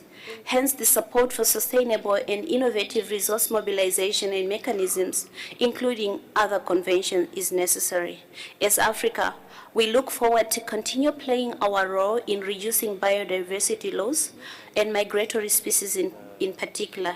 As echoed by other speakers already, Mr. President, Africa is also grateful to the fantastic team of interpreters that made our deliberations very feasible and effective. We also thank several other support staff and volunteers that worked tirelessly behind the scenes to make this COP a success. Once again, thank you very much. Africa looks forward to hosting you in Kenya, in Nairobi, for the United Nations Environment Assembly 6th session in a few days' time. Thank you very much. Asante sana.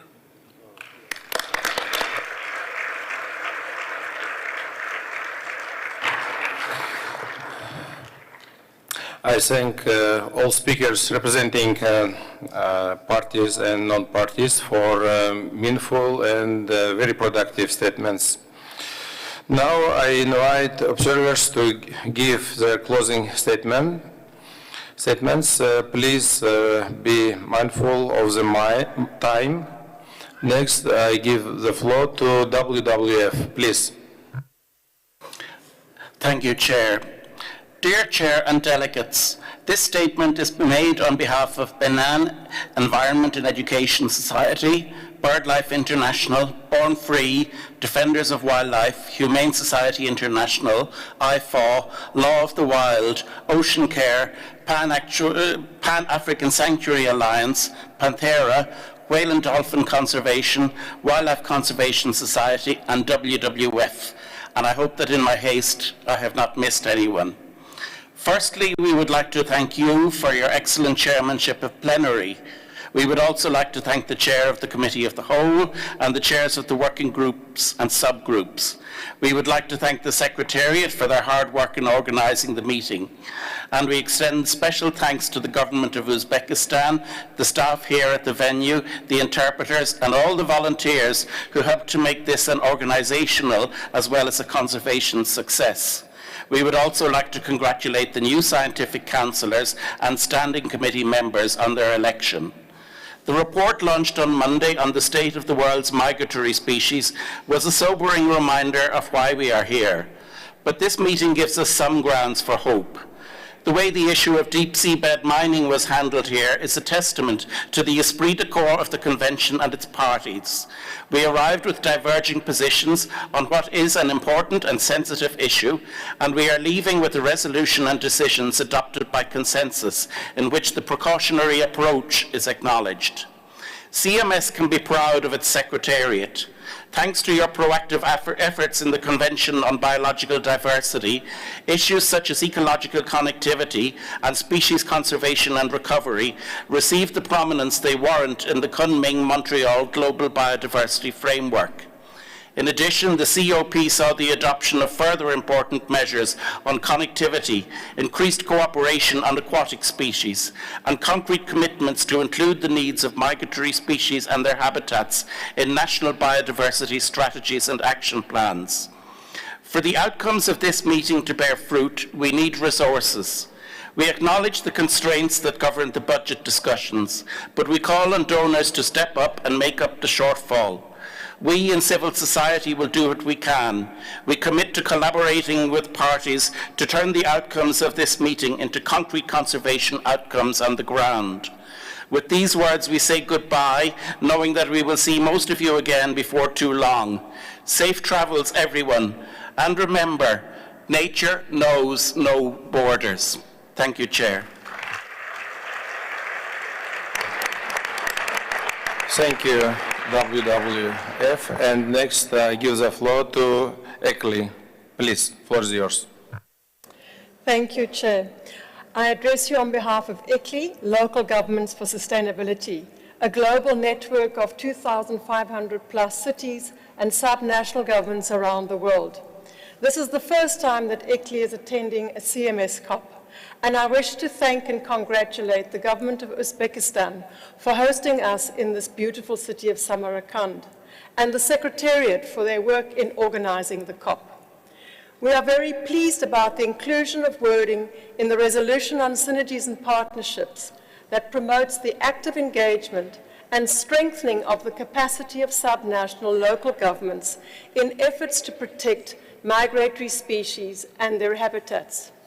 ICLEI is committed to continue raising awareness about migratory species among local and subnational governments.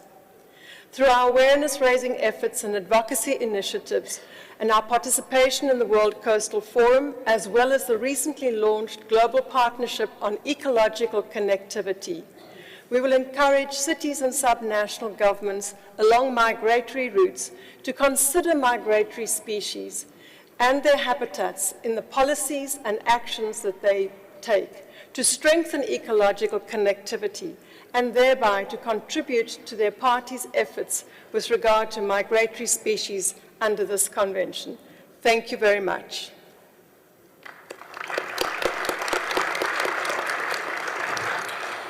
Thank you, Ickley. And next I give the floor to IUCN, please.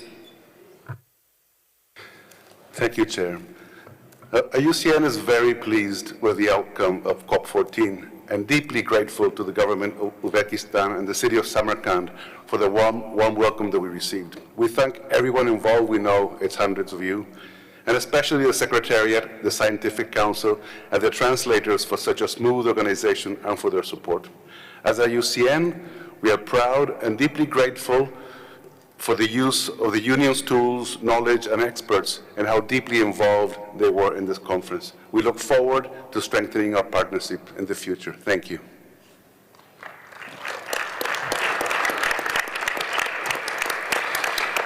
Thank you, dear colleagues. And now we will move to item 37. I invite the meeting to adopt the report of the meeting. Comment on the daily journal published can be sent to the Secretariat. Please note that the delegates will have a period of 1 month from the date of the posting of the report on the CMS website to submit written comments, corrections, and other proposed amendments to the Secretariat. Are there any objections? Hearing no objection, the report is adopted. Thank you.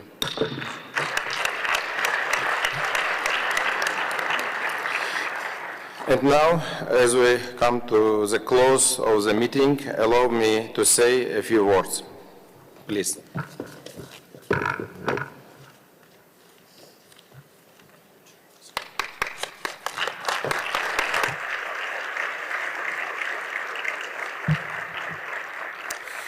Assalamu alaikum, Good afternoon, Executive Secretary Amy Frankel, ladies and gentlemen, esteemed delegates and friends.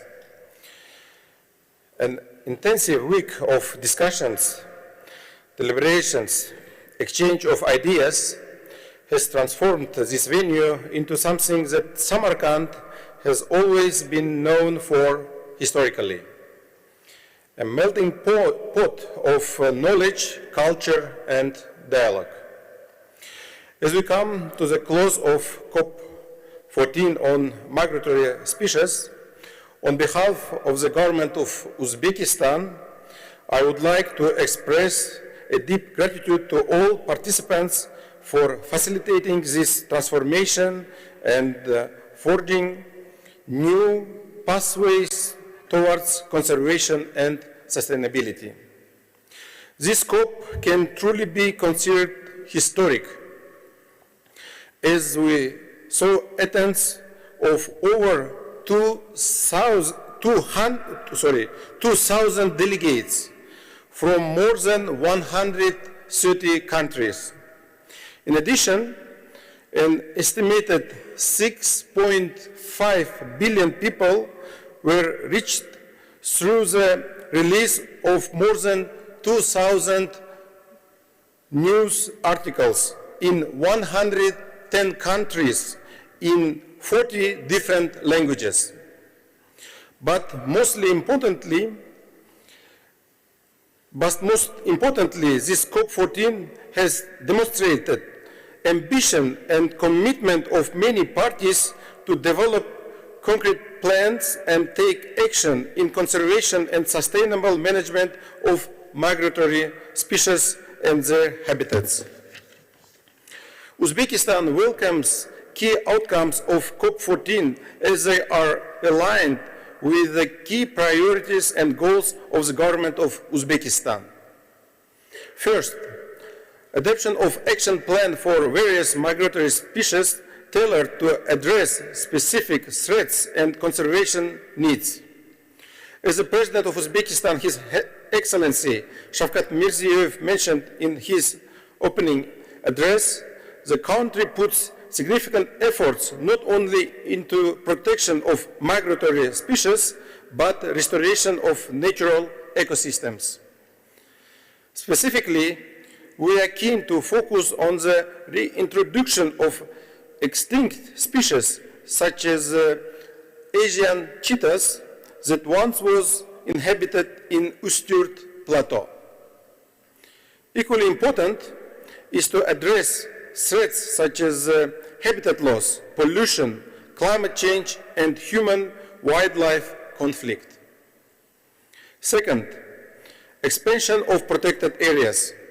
Agreements that were reached in the course of COP14 to expand and strengthen protected areas along migratory routes and flyways is a key milestone that we hope will be maintained. In a short period of time, we managed to increase the coverage of protected areas to 14%. And we are planning to reach 20% in the next 5 years. Several sites are included to UNESCO Biosphere Reserve Networks, and I am pleased to announce that during this COP, a fifth site, Gilderbas Lake, was included to Ramsar list of wetlands. Strengthening connectivity and continuity of habitats for migratory species through transboundary protected areas and ecological corridors was at the heart of this conference. For Uzbekistan, Nature Knows No Borders slogan, which underpinned this meeting, is not just a bold statement, it is a necessity and responsibility that we fully recognize. Regional cooperation and close partnership with the Central Asian states is one of the key priorities for us. We share common history, culture, environmental and climatic characteristics, as well as migrating species. That is why reaching an agreement with Kyrgyzstan and Kazakhstan on advancing our efforts in protection of snow leopard is jointly signing a memorandum of understanding on the conservation of migratory birds of prey in Africa and Eurasia is a testament of our strong commitment to regional partnership. In addition, we are working with the Republic of Tajikistan to establish a transboundary protected area along Zarafshan River. This COP has also highlighted the urgent need to address the impact of climate change on migratory species and their habitats. Climate change agenda is a strategic priority for the government of Uzbekistan, and the President is demonstrating a bold vision and commitment in addressing this critical issue at the highest level. This demonstrated in establishment of the Presidential Climate Council and a National Climate Center mandated to enhance interministerial cooperation on climate change adaptation and mitigation measures, as well as design and implement climate-smart and science-led policies. Esteemed delegates, I would like to thank everyone, and especially Ms. Frankel and entire CMS team, technical and support staff at Samarkand Touristic Center, as well as my colleagues from the Ministry of Environment of Uzbekistan for making this COP happen at such a high level. While we can definitely be proud of the result of this meeting, the main work is waiting ahead, as we all need to unite our efforts in implementing all the decisions that were made here in Samarkand. As Uzbekistan is now assuming its COP presidency, we will be focusing on tangible and result-oriented actions. We aim to actively promote and implement Samarkand Strategic Plan for Migratory Species and continue championing the following initiatives. First, strengthening connectivity through deepening regional cooperation. We have set bold objectives with my colleagues, Ministers of Environment of Central Asian countries, and are already working to develop measurable and time-bound work plans and strategies. Second, lead efforts in combating illegal wildlife trade, including the trafficking of migratory species and their parts, strengthening law enforcement and raising awareness about consequences of wildlife crime. Third, expanding partnership for eco and natural tourism, sustainable management of protected areas, including critical ecosystems such as forests and wetlands. Fourth, develop and promote robust climate change adaptation measures to foster habitat restoration, water management, and sustainable land use practices. And perhaps one of the most important objectives is to enhance youth and women empowerment in nature conservation by means of education and awareness raising. Central Asian University of Environmental and Climate Change Studies, Green University, established at the initiative of the President of Uzbekistan, His Excellency Shavkat Mirziyoyev, and with the support of all Central Asian Ministers of Environment, will become a hub for inspiring and raising next generation environmental and conservation leaders. Ladies and gentlemen, this week you were invited to explore not only new ideas and initiatives conceived during this COP, but also discover the richness of Uzbek culture and history.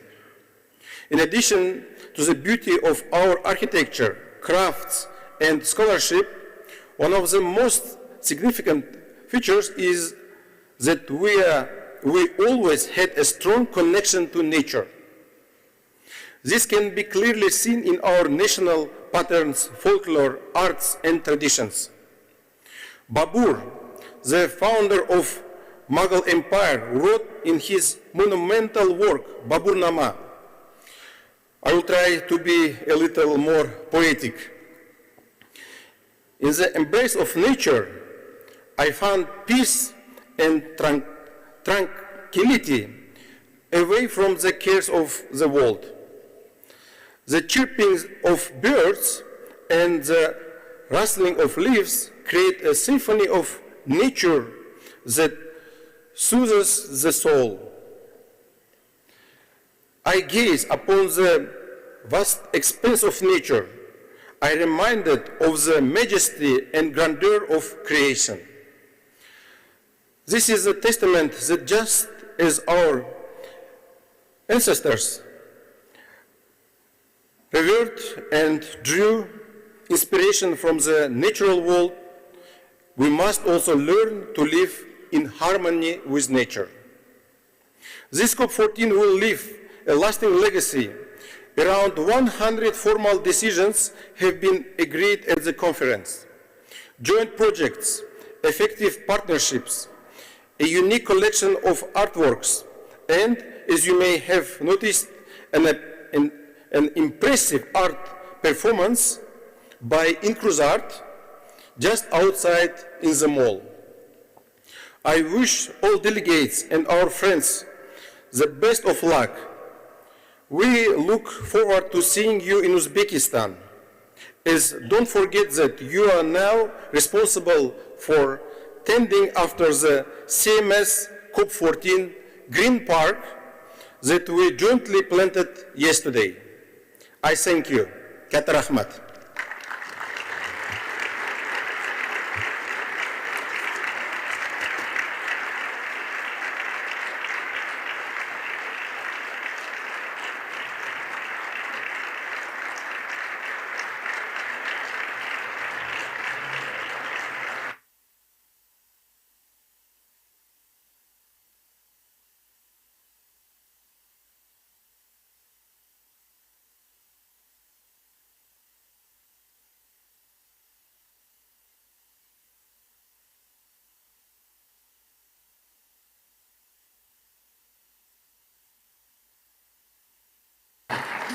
And now I invite the Executive Secretary to make some closing remarks. Amy, please.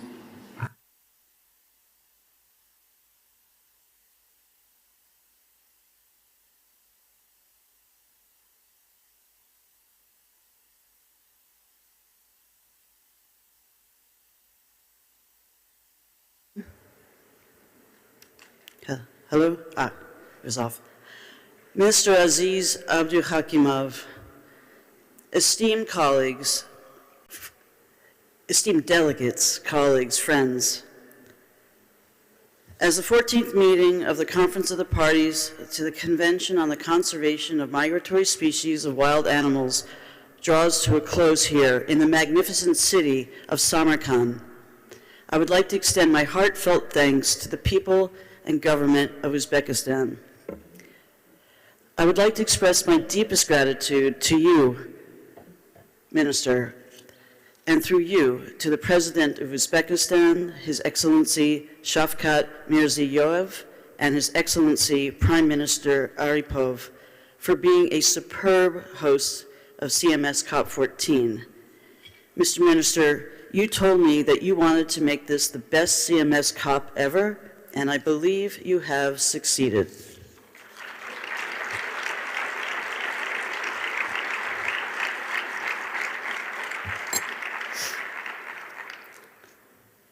This COP has been a COP of many firsts. On Monday, we launched this little report, the first ever State of the World's Migratory Species. And as a result of the media attention, the convention and the plight of migratory species has reverberated all around the world, which, as you've heard, with over 2,400 articles just online, across 103 countries in 40 languages. While many of the findings are alarming, others are encouraging and show the key importance of CMS and the work that we have been advancing here in Samarkand. The report provides many specific areas for action, and with the results of this COP, we are all already stepping up to do what is necessary. This COP has also brought together many critically important entities, some for the first time, not only in the field of migratory species and biodiversity, but also finance, fisheries, law, and many others. The COP was attended by the leadership and senior officials from UNEP, the GEF, Secretariat, IUCN, UNCLOS, the World Bank, Ramsar, CBD, IWC, and others. I was also very pleased to see many of the sister agreements to CMS here with us.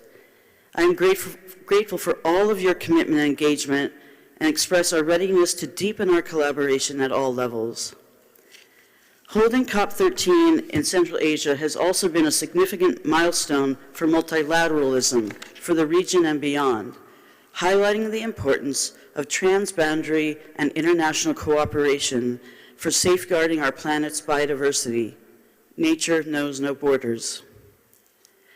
Today, as we bid farewell, we do so with a renewed sense of purpose and determination. COP14 has yielded significant outcomes, including the adoption of the Samarkand Strategic Plan for Migratory Species, the launch after many, many years of work of the Central Asian Flyway Initiative, and important resolutions on deep-sea mining, infrastructure, light pollution, wildlife health, and dozens more. 14 additional species were added for international conservation efforts under the Convention. And the launch of the Global Partnership on Ecological Connectivity here underscores our collective efforts to ensure that we identify, connect, and protect areas of importance for the survival of migratory species. I'm also pleased to acknowledge the outstanding contributions of our 9 migratory species champions, including the government of Uzbekistan. Your commitment is deeply appreciated and crucial for allowing us to carry out even a small part of our critically important work. I extend my heartfelt congratulations to all of you. I would also like to thank and acknowledge the parties who have already come forward here with significant new support for our work, the governments of France and the UK. As I've been saying, I believe that supporting CMS is a good investment, with proof being all that we have accomplished in this past intercessional period and brought to this COP. With the government of Uzbekistan taking up the role of the CMS COP presidency until the next COP, I have full confidence that they will continue to provide incredible leadership, that they will continue to do so both in Central Asia and globally. We greatly look forward to working together in the coming years. In closing, I would like to express my deepest gratitude to you, Minister Abdu Hakimov, and the entire team from the ministry that we've been working with for quite some time now. It's been quite a journey we've had together. I would like to express my greatest thanks to my colleagues in the CMS Secretariat for their tireless, passionate work that led us to the incredible results we celebrate today, and I actually would really like to applaud all of the CMS team.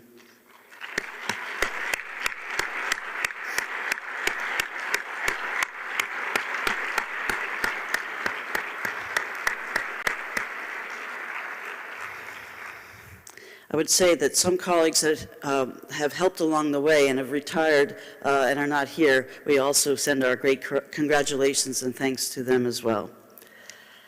I would, of course, like to thank in particular all of the CMS parties and the other delegates who are here throughout the week for your leadership, your knowledge, your commitment, and your invaluable contributions to the success of this COP14.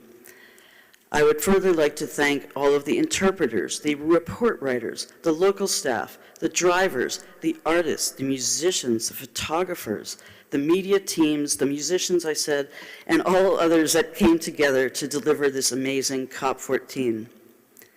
When we leave Samarkand, I know we will all carry with us the spirit of collaboration and determination forged here during COP14, and look forward to our continued work together as we strive to ensure a brighter, more sustainable future for migratory species and our planet. Rahmat, thank you very much.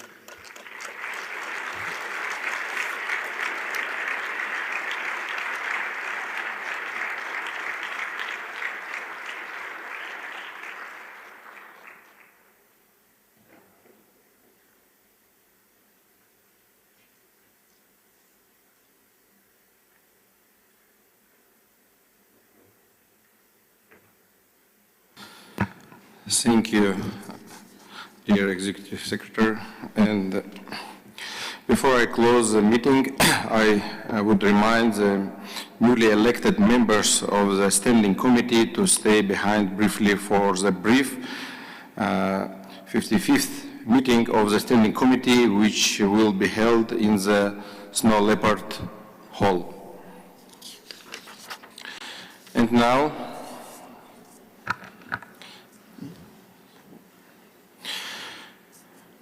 I declare that the 14th meeting of the Conference of Parties to CMS closed. Thank you.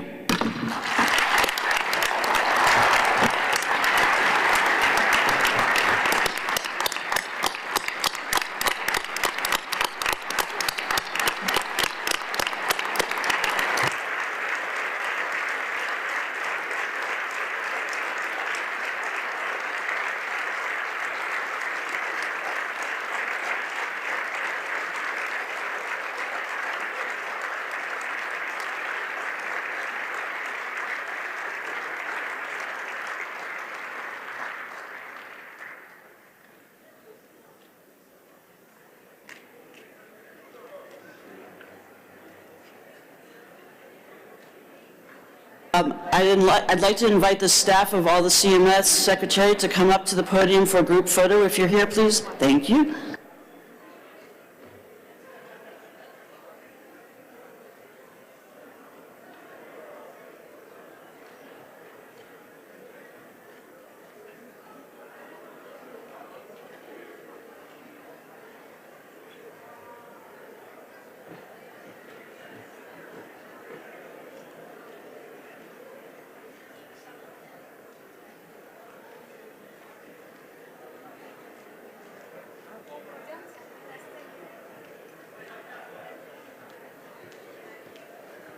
Sehr خوش